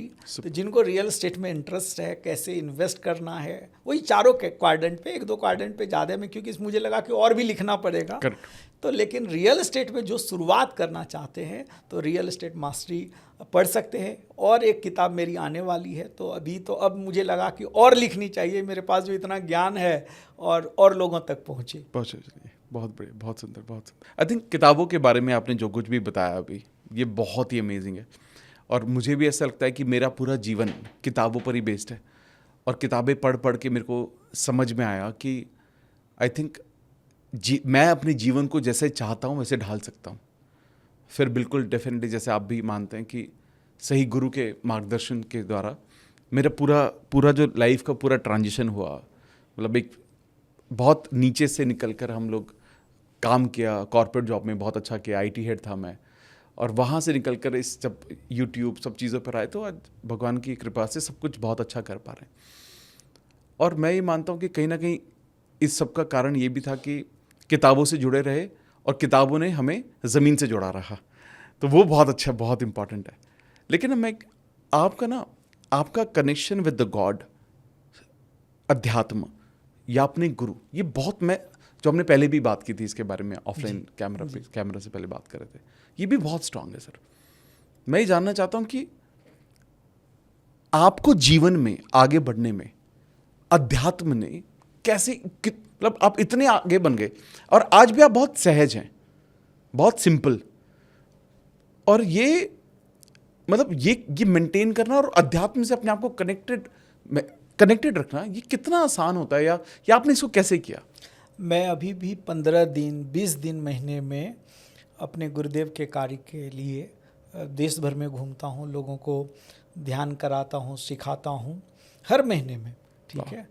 और मेरे जीवन में क्यों मैं ये कर रहा हूँ, क्योंकि मेरा जीवन यहीं से बदला। मैंने कहा था कि मेरे पास पैसे आ गए थे, क्योंकि शुरू में हमने डिज़ायर पैसे की किया था, लेकिन तब हमें नहीं पता था पैसे के साथ साथ जो है तनाव भी आता है, ठीक है। तो वो सब भी आया, बुरी संगति, बुरी आदतें, वो सब, मैं भी संसार में था, मैं कोई स्पेशल नहीं था। नॉनवेज खाना, शराब पीना, ठीक है, और फिर प्रेशर लेना, तो ये सब चीज़ था। लेकिन परमात्मा कहते हैं जब प्रसन्न होता है, ठीक है ना, तो आपके अंदर एक प्यास जगा देता है। आपको लगता है कि कुछ मिस अभी भी मैं कर रहा हूँ, ठीक है। सब कुछ पाने के बावजूद भी कुछ आप और खोजने लग जाते हैं। और जब और खोजने लग जाते हैं तो आप कहीं ना कहीं जाएंगे, किसी न किसी गुरु के पास जाएंगे। तो मैं भी सब जगह जाने लगा, बहुत जगह गया, बहुत स्पिरिचुअल ऑर्गेनाइजेशन, सब जगह कुछ ना कुछ अच्छा है। मैं ये नहीं कहूँगा, जैसे हर कोच अपने एक्सपीरियंस से अच्छा सिखाते हैं। कहीं आपका दिल मिल जाता है। बहुत लोगों के पास लोग जाते होंगे, आपके पास मैनिफेस्टेशन मेडिटेशन में आते होंगे तो आपसे लोग जुड़ जाते हैं, हजारों लोग। इसका मतलब ये नहीं कि दूसरे खराब है। सब जगह मैं गया, जब मेरे गुरुदेव मिले समर्थ गुरु जी, तो मुझे लगा कि यह वो चरण है, यह वो संत हैं जहाँ मेरा दिल की घंटी बजा। जब आप बहुत लड़कियों को देखते हैं, किसी से जब प्रेम होने वाला होता है तो कहते हैं ना, दिल में बजी घंटी यार, टन टन टन। मतलब कहते 100 मुखरे मिले पर रूप उसका जचा जो अकेला लगा, जिसका जचा, ठीक है, वो कैसा भी है। तो गुरु जब परमात्मा जब प्रसन्न रहता है तो आपके अंदर प्यास जगाता है और आप खोज में लग जाते हैं कि मैं कौन हूँ, मैं क्यों इस धरती में आया हूँ। ऐसे सवाल मन में आते हैं, मेरे जीवन का उद्देश्य क्या है, मेरा अंतिम लक्ष्य क्या है, मैं क्या करने आया हूँ, मेरे जीवन का मिशन क्या है। ये सब प्रश्न आएगा, अननोइंगली भी आ जाएगा, ठीक है। या आप जो कर रहे हैं सब कुछ बढ़िया, तब भी मज़ा नहीं आ रहा है काम में, यार ऑफिस जा रहे हैं कुछ रस नहीं आ रहा है, ये तो हमने सोचा था हो गया, ये नौकरी मिल गई, IT हेड बन गए, ये पैसा मैं कमाने लगा, और क्या। ये क्या जब आता है तो आप खोजते हैं, उसकी तलाश करते हैं, और गुरु को हम नहीं खोज पाते। याद रखिएगा, योगानंद जी ने कहा है ऑटोबायोग्राफी में, गुरु ऐसा आयोजन करता है, गुरु वो मैग्नेट है जो खींच लेता है आपको, फिर आप एक दिन गुरु के पास पहुंच जाते हैं। इस रास्ते में हो सकता है कि आप कहीं नकली जगह भी चले जाएं, ठीक है। हमारे गुरुदेव कहते हैं कि तुम्हें आज कोई 1000 रुपए का नकली नोट देगा तो तुम क्या लोगे? नहीं लोगे, क्योंकि तुम्हें पता है ये चलन में नहीं है। लेकिन 500 का कोई नकली भी दे तो चांस है तुम ले लो, क्योंकि 500 रुपये बाजार में असली भी है, असली भी है। तो यदि नकली लोग हैं तो गुरु भी असली भी अभी भी है। ये भूमि, भारत भूमि जो है संतों से कभी खाली नहीं रही। पर अफसोस इस बात की होती है, जब नीम करोली बाबा थे तो कितने लोग जाते होंगे। आज लाइन, अभी मैं पिछले साल गया तो 10 किलोमीटर की लाइन लगी रहती है, जाम लगी रहती है, ठीक है। ओशो थे तो कितने लोग गए, बुद्ध थे तो कितने लोग थे, महावीर थे तो कितने लोग गए, जीसस को तो लोग सूली चढ़ा दिया। तो यही होता है, जब संत रहते हैं तो बहुत प्यासे लोग, होनहार लोग, जिनके अंदर प्यास है वो पहुंच पाता है संत के पास। तो शायद प्रभु की कृपा जब होगी तो आप संत के पास पहुंच जाएंगे, कोई गुरु मिल जाएगा। और गुरु क्या करता है, वो मार्ग बताता है, GPS का काम करता है। संसार में एक जगह से दूसरे जगह आने के लिए तो हम गूगल मैप लगा लेते हैं, लेकिन भीतर की यात्रा तो ये अंतर यात्रा है, वहाँ तो कुछ दिखाई देता नहीं, ठीक है। तो वो मार्ग कौन बताएगा, वो कौन बताता है, वो उस पथ को गुरु बताता है, ठीक है, कि आपके जीवन का उद्देश्य क्या है, आप क्या करने आए हो और कैसे वहाँ तक पहुँचोगे। ये क्लियरिटी आ जाता है जब आप साधना करते हैं। साधक, आपने पूछा फर्क क्या आता है, मुझे जो कुछ फर्क है, एक साधक जो होता है ना, उसको हंस और कौवे में जो भेद होता है। हंस क्या करता है संसार में, दूध को क्या करता है, दूध को पी लेता है, पानी को छोड़ देता है। तो आप जब साधना करते हैं ना, आपको फर्क आने लग जाता है, कीचड़ में आप कमलवत होने लग जाते हैं, संसार में ही आप रहते हैं। अब छोड़ने के बाद वो सब कहते हैं छोड़ने की जरूरत नहीं है, भागने की जरूरत नहीं, जागने की जरूरत है। हिमालय में जाने की जरूरत नहीं, जब एयर कंडीशन यहाँ रूम में है तो यहाँ क्यों नहीं ध्यान कर सकते। तो जब हम जागने लग जाते, जब अवेयर होने लग जाते हैं, तो मेरे जीवन में क्या सार है, क्या आसार है, क्या अच्छा है, क्या बुरा है, ये समझ बढ़ जाती है। मुझे जो ध्यान का सबसे पहला फायदा हुआ अमित जी, वो हुआ कि मुझे जल्दी गुस्सा आता था। तो मैंने देखा कि सेम सिचुएशन, सेम घटना हो रहा है, पत्नी ने सेम डायलॉग कहा अभी, अब मैं गुस्सा नहीं आ रहा, मैं जाग, अच्छा याद आ रहा है जी, मुझे गुस्सा आ रहा है। जब आप होश में आ जाते, याद आता है, तो उसका प्रभाव कम हो जाता है। हम मूर्छा में जीते हैं, चेतना तो पत्थरों में कहते हैं, पेड़ पौधों में भी है, उससे ज़्यादा जानवरों में है, उससे ज़्यादा मनुष्य में। हम मनुष्य तो बन गए हैं, लेकिन व्यवहार जानवरों का कर रहे हैं, ठीक है। झगड़ा पति पत्नी का जानवरों जैसा होता है, थोड़ी सी गाड़ी एक दूसरे की लग जाती है, लोग गोली दागते हैं, ये हम बेहोशी में हैं। तभी तो डिप्रेशन, एंजाइटी, तनाव, सुसाइड लोग कर रहे हैं, ठीक है।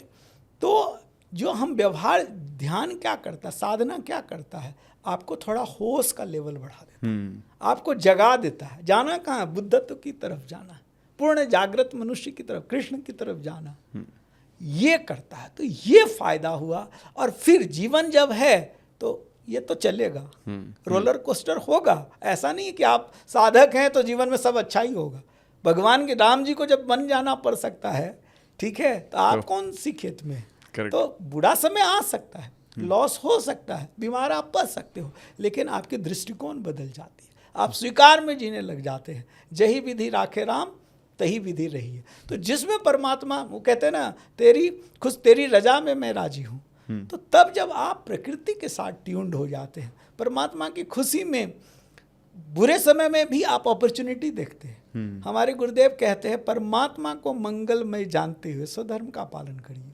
परमात्मा मंगल ही कर रहा है, जग का है जो निर्माता, मंगल की ओर लिए जाता, मंगल ही कर रहा है। हमें लग रहा है जो मेरा बुरा हो रहा है, ठीक है। तो ये रोल है अध्यात्म का। और जब तक आप अपनी तरफ नहीं यात्रा करते हैं, अंतर यात्रा नहीं करते, तो दुख, भगवान बुद्ध कहते हैं 4 आरिषत जीवन दुख। उन्होंने जीवन को ही, वो तो राजा का बेटा था, उनको क्या कमी थी, लेकिन फिर भी उन्होंने राजघराने में रह के समझ लिया जीवन दुख। दुख है तो उसका कारण है, कारण है तो कुछ निवारण होगा। और आनंद हमारा स्वभाव है। कहते हैं हम पैदा तो हुए आनंदित। जब एक छोटा बच्चा, मैं गांव में रहा हूँ अमित जी, बहुत सारे बच्चों को देखता हूँ कि कपड़ा नहीं शरीर पे, 4-5 साल का बच्चा, ठीक है, उसको अभी ये नहीं है कि खाने को है कि नहीं, किस घर में पैदा हुआ, मस्त रहता है, नाचते रहता है, खेलते रहता है। हम आए थे ऐसे, परमात्मा ने हमें ऐसे भेजा। लेकिन जैसे जैसे बड़े हुए, हमारी कामना बढ़ी, हमारी धारणा बढ़ी, कॉम्पिटिटिव युग में आ गए और हम दुखी हो गए। तो भगवान ने हमें भेजा था यहाँ आनंदित होने के लिए। मनुष्य एकमात्र प्राणी है जो डिप्रेशन में जाता है, जबकि 84 लाख योनियों में मनुष्य सर्वोपरि, सबसे ज़्यादा ज्ञान बुद्धि भगवान ने दिया है, फिर भी हम दुखी हो रहे हैं। तो जब तक हम स्वयं की यात्रा नहीं करेंगे, स्वयं की तरफ नहीं बढ़ेंगे, हमारा दुख होना, दुख पाना तो अवश्यंभावी है। तो दुखी है ही लोग। बहुत ही खूबसूरत। आप ओशो की विचारधारा से बहुत प्रभावित हैं। जी, क्योंकि आप जिस संस्था से जुड़े हैं जी, हमारे गुरुदेव ही ओशो के शिष्य हैं। ओशो के शिष्य हैं, तो वो उनको, बट आपको क्या लगता है कि हम बात भी कर रहे थे, जो ओशो को समझने लगता है वो फिर वो कुछ और देख ही नहीं पाता, वो एक अलग रस है, तो ऐसा क्यों है? आप कुछ बताएंगे प्लीज। नहीं, ओशो ने तो नहीं कहा कि भाग जाओ, सब छोड़ दो। ओशो के पढ़ के ना लोग ज्ञानी हो जाते, ये थोड़ा गर्व है, ठीक है ना, तार्किक बहुत हो जाते, फिर उनको कोई हरा नहीं पाता है। हमें कहते, हमारे गुरुदेव कहते हैं, गुरु कहे सो कीजिए, करे सो कीजिए नहीं। ओशो ने दुनिया को गाली दिया, आपकी औकात नहीं है आपको गाली देने की। ओशो जिस चेतना की ऊंचाई पे थे वो कह सकते थे। आज मैं मोदी जी को गाली दे, ओशो उस समय में प्राइम मिनिस्टर थे मोरारजी देसाई, क्या धोया है। आज कोई बाबा की हिम्मत नहीं मोदी जी के खिलाफ बोल के दिखा दे, ठीक है ना। तो ओशो थे तो बोल रहे थे। मैं ओशो को नकल करके, मैं ओशो का सन्यासी हूं और मैं सबको गाली देने लगूं? क्या बात बोली आपने, तो बहुत डीप बात है। मतलब गुरु कहे सो कीजिए, कहे सो कीजिए, करे सो कीजिए नहीं। माय गॉड, ये मैं पहली बार सुन रहा हूं, क्या वैलिड बात है। वाह वाह वाह। ओशो क्या किए वो नहीं करना, वो जो कह रहे हैं वो करना है मुझे। माय गॉड, क्या क्योंकि वो, बहुत गहरी बात है। क्योंकि वो जिस लेवल पे हैं, वो लेवल पे मैं पहुंचा हूं क्या? चेतना मेरी वैसी पहुंच गई है क्या? तो मुझे करने का वो क्या, किसने परमिशन दे दिया? तो ओशो को पढ़ के हमें भी लगता है, मैं राजनीति थोड़े दिन किया था, तो रामविलास जी के पार्टी में था, लोक जनशक्ति पार्टी में, तो हम लोगों को लगता था, क्योंकि हम लोग करीबी थे उनके पार्टी में, अच्छे लेवल पे, मैं राष्ट्रीय महासचिव था, रोज मिलना जुलना होता, 12 जनपद में जाता था, तो हमें लगता था कि मैं ही कैबिनेट मंत्री हूँ। सबको लगता है, जो नेताजी के साथ रहते हैं, अच्छा, वो सबको लगता है कि मैं ही मंत्री हूँ। मंत्री जी तो हैं क्योंकि मैं उनके साथ रहता हूँ, क्योंकि उनके हिसाब से मैं किसी को फ़ोन लगा सकता हूँ, अमित जी को लगा सकता हूँ, किसी डीएम को लगा सकता हूँ, किसी आईपीएस को लगा सकता हूँ, कैसे पकड़े हो भाई उसको छोड़ो। तो हम समझते मैं मंत्री हूँ, मैं हूँ नहीं, ये गलत फहमी है। तो ओशो को सुन के या किसी को सुन के हमें लगता है कि मैं भी ऐसा हूँ। ऐसा आप है नहीं, अभी हम और आप साधक हैं, ठीक है। अपने लेवल को जानिए और साधना करिए, फिर आपको कहना नहीं पड़ेगा कि आप कौन हैं और आप क्या हैं। दुनिया जब फूल खिलता है ना तो सुगंध चारों तरफ फैलना शुरू हो जाता है। Correct correct sir, correct. But ये बहुत ही कमाल की बात है कि अक्सर लोग उनको डुप्लीकेट करने की कोशिश करते हैं जिस भी स्थिति में वो आज हैं। वैसा ड्रेस पहन लेते हैं, वैसा दाढ़ी बना लेते हैं, वैसा बाल बना लेते वैसी हैं। बात और उतने ही मतलब अक्सर जैसे हम ओशो के बारे में जब हम सुनते हैं तो हम ये समझते हैं कि वो बहुत तर्क उनके स्ट्रेट फॉरवर्ड होते थे। समाज को बहुत बार वो तर्क समझ में नहीं आते थे, वो लेवल ऑफ अंडरस्टैंडिंग बहुत अलग होती थी और अलग अलग लोगों के मत हैं अपने अपने। लेकिन लोगों ने कभी ये जानने की कोशिश नहीं की जो उनके पास ज्ञान था, जो उन्होंने इतना सारा ज्ञान इतनी सारी किताबों से जो एकत्रित किया, पहले वो तो कर लो। 1,00,000 किताब, 1,00,000 किताब ओशो की लाइब्रेरी में आज भी है, साइन है। और ओशो की जो मेमोरी थी वो तो फोटोग्राफिक मेमोरी थी। एक बार जो पढ़ लिया, जब आप ओशो को सुनेंगे या ओशो की किताब पढ़ेंगे, क्या वो उदाहरण देते हैं। शायद उन्होंने कब पढ़ा होगा। ऐसे कितने दुनिया भर के संत भारत ओशो लोग। सबसे मुझे दुख क्या होता है ना अमित जी, कि लोग ओशो को नहीं समझ पाए हमारे देश में। उनके ऊपर थप्पा लगा दिया, ये तो सेक्स गुरु हैं, या पता नहीं और क्या क्या लोग बोलते, क्या क्या धारणा बना ली। ठीक है, ओशो को तो समझे ही नहीं, क्योंकि ओशो समय से, युग पुरुष हमेशा समय से पहले आते हैं। आज आपको भगवान कृष्ण लग रहा है ना, पूजते हैं। जब वो मतलब जब छुपाते थे महिलाओं के वस्त्र, तब लोग क्या उसको अच्छा कहता था? क्या उस समय भगवान को गाली नहीं दे रहा था? रण छोड़ दास, लड़ाई छोड़ के भाग जाए। उस समय कोई क्षत्रिय भागता था क्या? जान चली जाए पर भागता था क्या? तो भगवान कृष्ण जब होंगे तो कितना एडवांस होंगे, कितना आगे होंगे। ओशो भी जैसे जैसे समय बीतेगा ना, ऐसे ऐसे जो अब का जो मनुष्य है, अब की जो इंटेलिजेंसी है, न्यू वो जेनजी जो आ रहा है, वो ज़्यादा एक्सेप्ट करेगा। क्योंकि मान्यता पे बात ओशो की नहीं थी। ये मत मानो, ओशो कहते थे जानो फिर मानो। हाँ। तो ओशो को लोगों ने समझा ही नहीं। ओशो जो कह रहे थे, तो हम सब लोगों को भी अनुभव पे, ज्ञान पे बात करना चाहिए। ओशो ने जितना पढ़ा, दुनिया, हाँ मैं ये कह रहा था कि भारतवर्ष, वो सब लोग कहते हैं सनातन धर्म के खिलाफ थे, हिंदू धर्म के खिलाफ थे। खिलाफ नहीं थे, मैं तो कहूँगा कि वो सनातन के पैगंबर थे। कहते हैं ना भगवान कि यदा यदा ही धर्मस्य ग्लानिर्भवति भारत, जब जब धर्म की हानि होती है मैं आता हूँ, या मैं अपने दूत को भेजता हूँ वो धर्म की पुनर्स्थापना करने के लिए। ओशो ऐसे संबुद्ध पुरुष आते हैं, फिर धर्म की स्थापना करते हैं। क्योंकि जो मान्यता बढ़ जाती है, जो अंधविश्वास आ जाता है, वो जो राख जम जाता है उस आग पे, आग बुझने के बाद उसको फिर से हटाते हैं और फिर से उस नई आग को वो जलाते हैं। ठीक है, तो जितने संत हैं, किस पर नहीं बोले? शायद दादू को लोग नहीं सुनने होंगे, पलटू साहब को नहीं सुनने होंगे, कितने संतों, कबीर साहब के ऊपर इतना बोला उन्होंने। ठीक है, मीराबाई पे, रैदास पे, आप कोई भारत के संत के बारे में सोचिए, उन्होंने बोला। बाहर के संतों के बारे में लाओ त्सो का कितने लोग नाम जानते थे, गुरजियफ को कितने लोग उस समय में जानते थे जब ओशो ने बोला। तो कितने लोगों के ऊपर ओशो ने फिर से उनको जीवित किया। ठीक है, बहुत से बुद्ध को आप पढ़ेंगे तो लगेगा कि लग रहा है कि बुद्धि बोल रहे हैं। ठीक है, जब आप महावीर वाणी पढ़ेंगे तो लगेगा क्या बोल रहे हैं ओशो। भगवान कृष्ण पे मैंने तो बहुत गीता पढ़ी। मैं तो सभी दर्शकों को कहना चाहूंगा, एक बार ओशो की गीता दर्शन आप पढ़ लीजिए या सुन लीजिए, मजा आ जाएगा। वाह वाह। ठीक है ना। मुरारजी बापू ऑथेंटिक है, मैं मानता हूँ। राम कथा में उससे बड़ा कोई नाम नहीं है कथावाचक में। मुरारजी बापू ने कहा कि जब ओशो प्रवचन देते थे ना गीता दर्शन पे, मुंबई में 50,000 लोग इकट्ठा होते थे। और 50,000 उस समय में 5 रुपए की टिकट थी। ओशो से पहले किसी संत ने टिकट नहीं लिया, आज हम ट्रेनर ले रहे हैं। उस जमाने में, आज से 50 साल पहले, ओशो से पहले कोई संत डिजाइनर ड्रेस में नहीं थे, सब वो बाबा वाला ही ड्रेस में थे। ओशो से पहले किसी संत ने हवाई जहाज नहीं लिया, लग्जरी नहीं अपनाया था, आज सारे बाबा लग्जरी में। तो ओशो ने एक नया मनुष्य की परिकल्पना की। ओशो ने ये नहीं कहा कि भागना है, जागो, संसार में जो है पाने योग्य उसे भी पाओ। ठीक है, और धार्मिक बनो, अधार्मिक मत बनो। तो उन्होंने तो हर कोई पहलू नहीं, जिस चीज़ से कोई, ओशो से पहले कोई संत सेक्स की बात नहीं की है। आज भी एक नाम मैं नहीं लेना चाहता हूँ, आज भी आप न्यूज में देख रहे कोई संत पकड़ाए हैं। हाँ। ठीक है, तो ये सब संत थोड़ी है, ये सब अंट संट है। कपड़ा पहन लेने से क्या होता है? तो ओशो को इतनी हिम्मत थी, ओशो ने क्या कहा, 650 किताब ओशो की है, एक किताब का, ठीक है, टाइटल है संभोग से समाधि की ओर। ओशो क्या कहते हैं? संभोग पे तुम अटके हो, तुम्हारी चेतना अटकी है, समाधि की तरफ चलो। वो ये नहीं कह रहे संभोग में अटके रहो, लोगों ने इसका उल्टा अर्थ लगा दिया।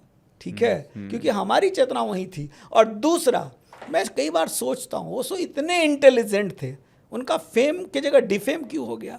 ओशो को पता था अच्छी खबर ये लोग छापते नहीं, अच्छा चीज को ये हाईलाइट नहीं करते, न्यूज नहीं बनाते हैं। उस समय सोशल मीडिया नहीं था जो लोग वायरल कर देगा, तो उन्होंने जानबूझ के ऐसे टॉपिक रखा जिस पे लोग चर्चा करें। ठीक है, कम से कम लोग पढ़ेगा तो, जिसने ये किताब भी पढ़ी होगी ना, वो बुराई कर ही नहीं सकता उसको। बहुत ही सुंदर। मैंने भी एक्चुअली गीता दर्शन नहीं पढ़ी है, और आपके रिकमेंडेशन पर मैं गीता दर्शन, महागीता, पतंजलि योग सूत्र, ठीक है। अदिया साहब मुझे अभी बोल रहे थे पतंजलि योग सूत्र पे जो तीन प्रश्न का जवाब मुझे पतंजलि योग सूत्र में मिला है। मैंने कहा एक बार ओशो की पतंजलि योग सूत्र पढ़िए। वाह वाह। तो ये मैं अभी आपसे मिलने, अभी इसके बाद ही करते हैं, इसको मंगवाते हैं। बहुत ही खूबसूरत सर। और आई थिंक मुझे ऐसा कहीं ना कहीं महसूस हो रहा है कि ये कितना जब आप बोल रहे हो ना, तो वो जो वो उमड़ रहा है बाहर। क्योंकि एक्चुअली में कई बार हमें होता है जब हम देखते हैं ना कि बाहर just because of few different, जिन लोगों का अलग पर्सपेक्टिव है, वो पर्सपेक्टिव बहुत लोगों तक पहुंच जाता है, तो लोगों की धारणाएं सब बदल जाती हैं।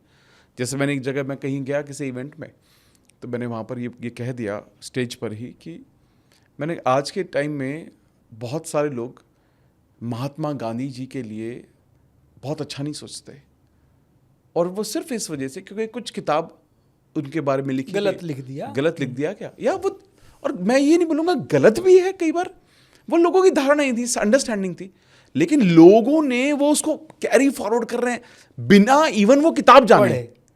मतलब आप उसको भी नहीं पढ़ रहे हो, जान भी नहीं रहे हो, वो टाइटल देख लिया बस उन्होंने। तो मैंने कहा ये, और इसी चक्कर में मुझे लगता है कि जिनको जो चीज़, जो सम्मान, प्यार मिलना चाहिए तो वो कभी नहीं मिलता। और मैं डेफिनेटली मानता हूँ यहाँ पर ओशो जी के साथ है, ये ऐसा है। बट फिर भी मुझे लगता है, लेकिन आज के वक्त में जो उन्हें फॉलो करता है या उनको जानता है या जान रहा है, फिर वो उन्हें नहीं छोड़ पाता। और वो अच्छी बात है, और वो जीवन जीने का एक सही तरीका समझ में आता है। आपने बहुत खूबसूरती से बताया कि उन्होंने सब बताया कि कुछ नहीं छोड़ना जीवन में, सबको करना है, सब कुछ करोगे, सारा सुख, चाहे मेटेरियलिस्टिक हो, चाहे वो भगवान से होश बस रखो। हाँ, होश मत खोना के साथ हाँ, होश मत खोना बस। तो मैंने भी बहुत सारी किताबें पढ़ने का मेरे को मौका मिला, बट ये मुझसे मिस हुई, तो आज हम इसको पढ़ेंगे।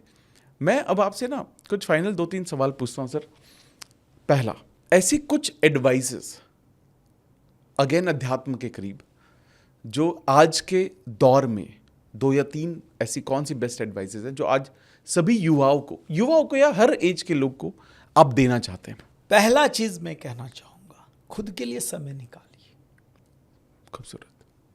हम इतना संसार में खो गए हैं, इतना व्यस्त हो गए हैं, हमारी 5 इंद्रियां, आंखों से दिन रात टीवी देखते हैं, मोबाइल 6-6 घंटा, रिपोर्ट है भारत में लोग स्क्रीन टाइम दे रहा है। टीवी में लोगों के साथ, दुनिया के साथ हम रहते हैं 24 घंटा। रात में बिस्तर पे भी जाते हैं ना, तो शायद वो रील ही चल रहा है, और उठते भी हैं तो मोबाइल चलाते हैं, लोगों के साथ बात करते हैं।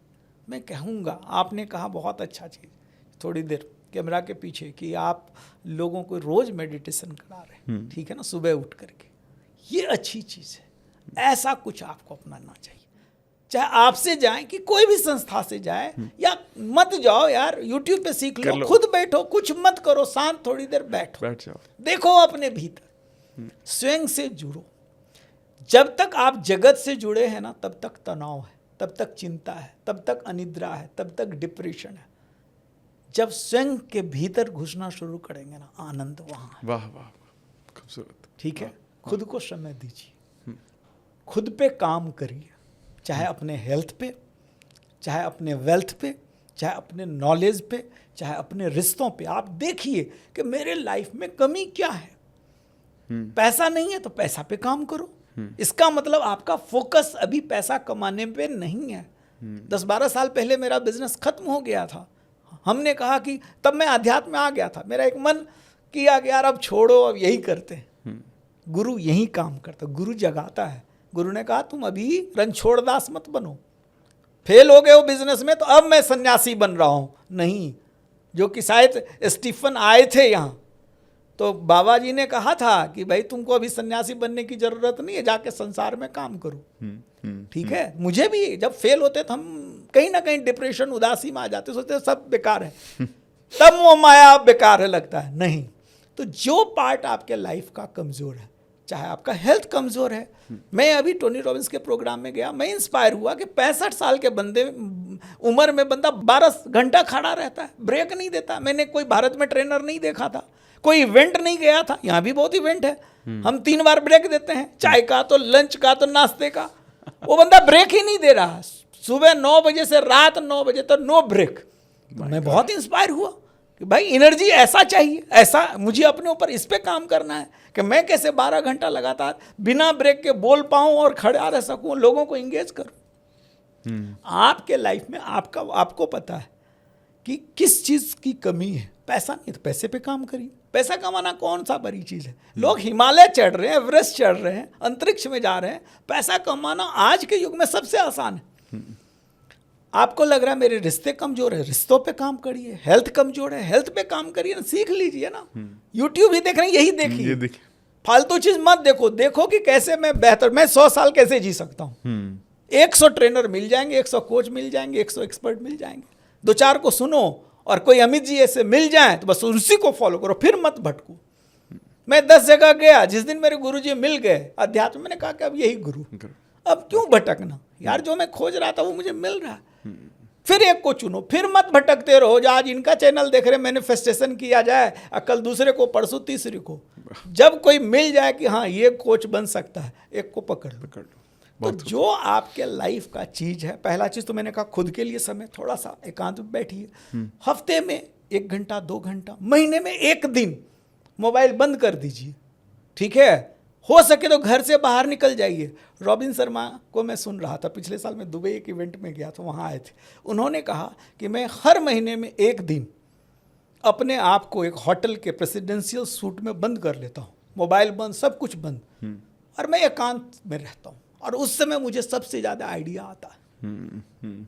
वो किताब भी ऐसी लिखते हैं, अपनी किताब भी ऐसी लिखते हो। तो आप जो है 2 महीना 3 महीना में ब्रेक लीजिए, कहीं प्रकृति के बीच में जाइए। हम मकानों के उदासी और डिप्रेशन क्यों है जानते हैं?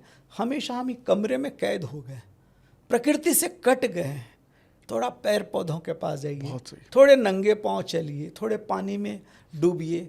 ठीक है, हमें याद है, मैं बचपन में हमारे यहाँ कोसी नदी होती थी, हम लोग 3-3 4-4 घंटे सारे बच्चे पानी में कूदते रहते थे। ठीक है, आज तो ना बच्चों को वो पता है, ना बड़ों को, तो हमारा छूट ही गया। 5 तत्व से शरीर बना है। 5 तत्व से यदि कटेंगे, आकाश, वायु, वाटर, अग्नि और पृथ्वी, ये 5 तत्व से कटेंगे, आप ग्रोथ नहीं करेंगे। पहले चीज तो बीमारी आ जाएगी। तो थोड़ा सा आप समय इस 5 तत्व, चाहे 1 घंटा सुबह में पार्क चले जाइए, जमीन में चल पड़िए, हवा में जाइए, खुले हवा में, खुले आकाश को, कुछ मत करिए ना। 24 घंटा में कहता हूँ 5 मिनट खुले आकाश को देखिए।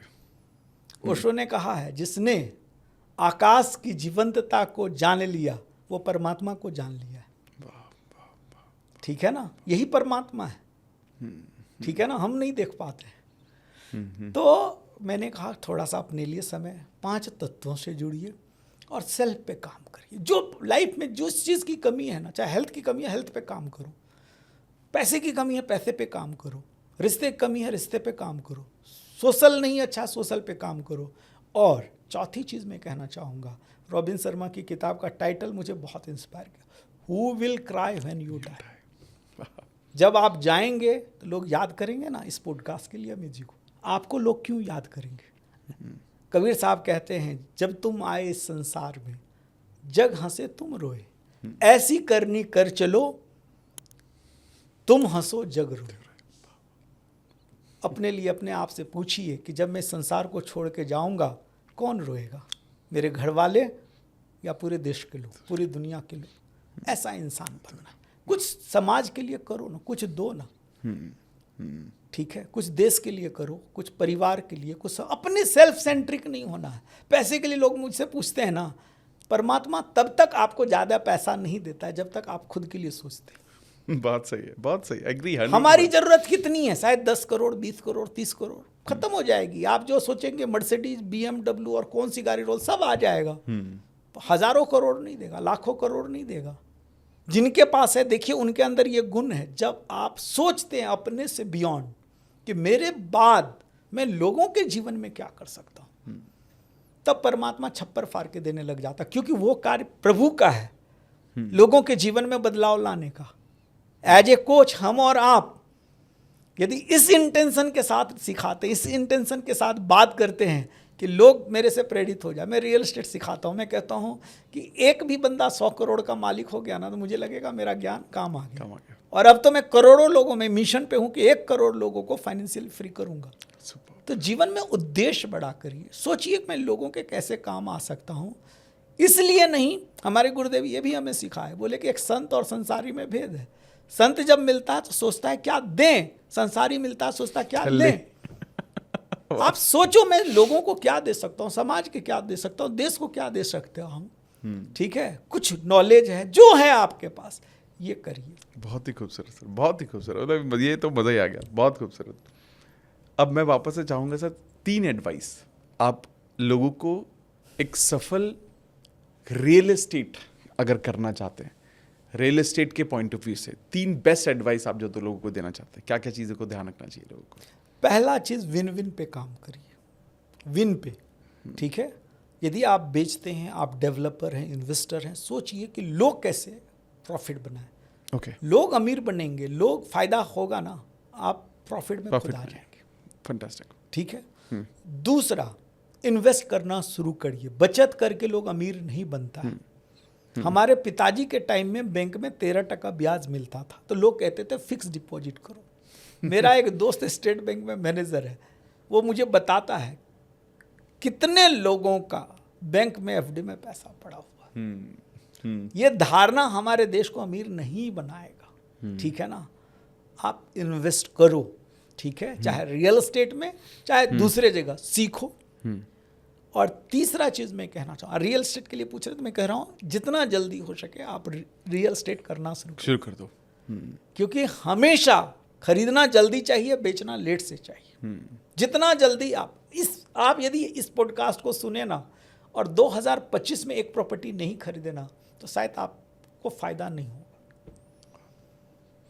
ये गोल आज आप बनाइए कि मुझे 2025 में या तो एक, कम से कम एक खरीदना है, नहीं पैसा तो बेचना है, ठीक है। तो इन्वेस्ट आज से करना शुरू कर दीजिए। और तीसरा मैं एडवाइस कहना चाहूँगा, सीखो। प्रॉपर्टी खरीदने से पहले भी सीखो ना कि खरीदने से पहले क्या क्या चीज़ देखना है। लर्निंग पे काम करिए, ठीक है ना। किसी को कोच बनाइए, कोई जान पहचान वाला है, ठीक है, जो आपसे आगे है, इस व्यापार में आगे है, सीखिए। लोग आपको ही बना सकते हैं, आप इतने हजारों लोगों को सिखा रहे हैं सर। ठीक है, मैं मेरे से भी लोग सीख, नहीं कोई भी, जहां आपको लगे कि यार ये बंदा मुझे सिखा सकता है, ठीक है, तो सीखने पे काम करिए। तो मैंने कहा कि विन विन पे यदि आप काम कर रहे हैं तो वो अपना लीजिए। दूसरा, इन्वेस्ट करना शुरू कर दीजिए, नहीं तो बेचिए। कम से कम एक ये गोल बनाइए, साल में एक प्रॉपर्टी लेना है, ठीक है।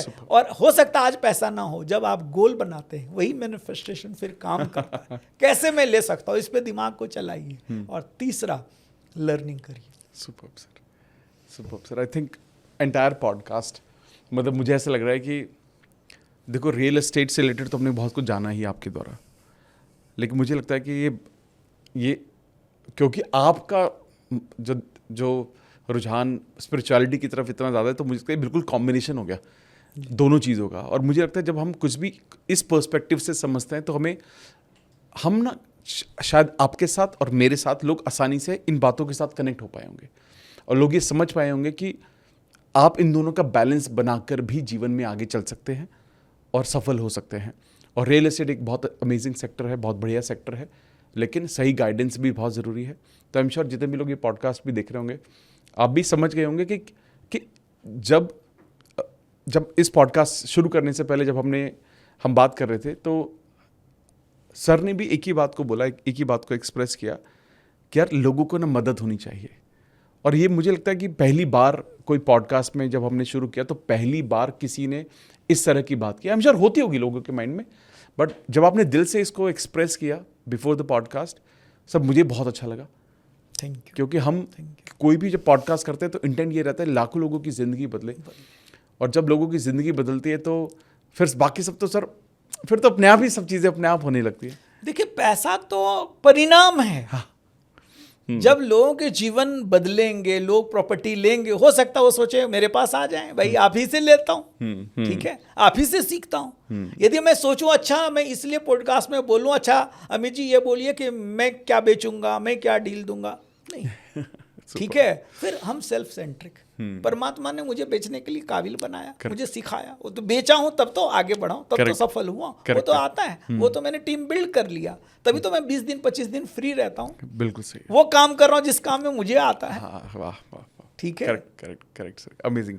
तो मैं फिर भी इस पॉडकास्ट के डिस्क्रिप्शन में मैं सर की डिटेल जरूर डालूंगा from my heart, so that अगर आप डायरेक्टली कनेक्ट करके कुछ पूछना चाहते हैं, एडिशनल जानकारी लेना चाहते हैं, कोई एडवाइस लेना चाहते हैं, तो वो आप डेफिनेटली ले सकते हैं। लेकिन अगर आपको कहीं पर भी लगा है ये पूरा पॉडकास्ट देखने के बाद आप यहाँ तक बने हुए, तो आपको आई एम श्योर कुछ वैल्यू ऐड तो मिला ही होगा। लेकिन ये भी महसूस हुआ कि आई थिंक आपको जीवन में एक डायरेक्शन मिली, चाहे वो आपने ये डिसाइड किया होगा कि इस साल अगले 3 महीने 4 महीने में मैं एक प्रॉपर्टी मैं अपने नाम पर ज़रूर लेने वाला हूँ, या मैं अगर मेरे पास पैसे नहीं है तो चलो ठीक है मैं इसके बारे में जानूंगा और at least I will start selling it.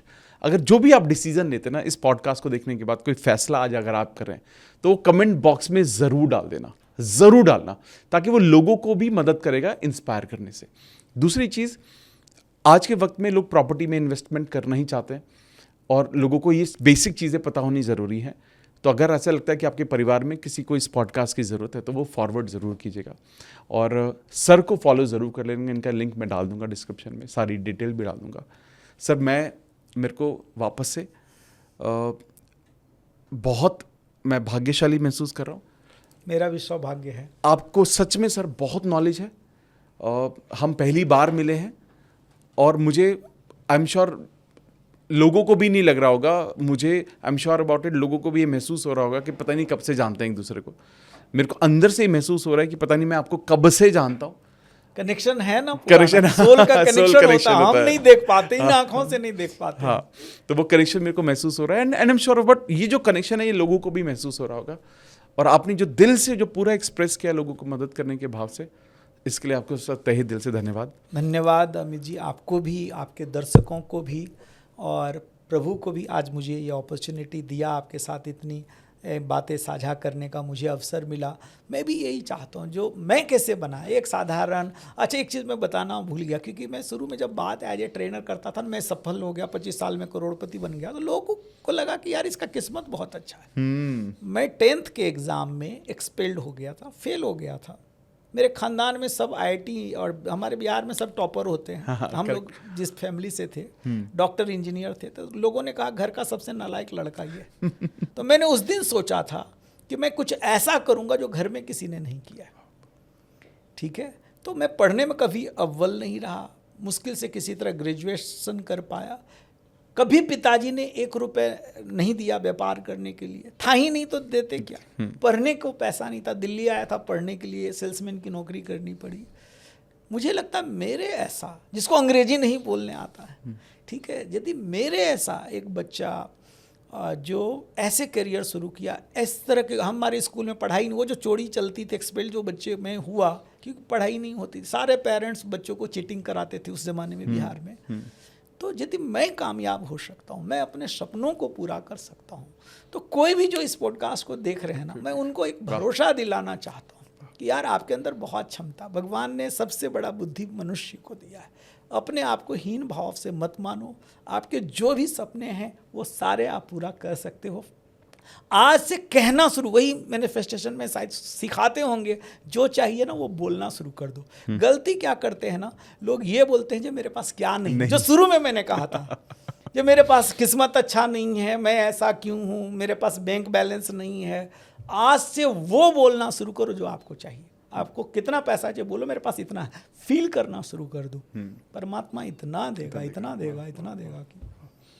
So thank you so much for your wisdom and I wish कि हमें दोबारा कभी मौका मिले इस तरह की डिस्कशन करने के लिए, क्योंकि मुझे ऐसा लगा कि हमने इतनी देर बात कर लिया, ऑलमोस्ट 1-1.25 घंटा हमने बात की होगी, और मुझे ऐसा लग रहा है कि अभी भी आपके पास बहुत कुछ है जो बात करनी चाहिए। फिर कभी बट कभी मौका मिलेगा चाहेंगे तो वो जरूर करेंगे। और दर्शकों की इच्छा होगी तो पार्ट 2 लिख देना फिर तो। जितने भी लोग देख रहे हैं पॉडकास्ट पे पार्ट 2 लिख देना, ठीक है। लेकिन तहे दिल से धन्यवाद आपको अपनी नॉलेज को शेयर करने के लिए, एंड थैंक यू, बहुत बहुत बहुत आभार। Thank you sir. Thank you. दर्शकों को भी बहुत बहुत धन्यवाद।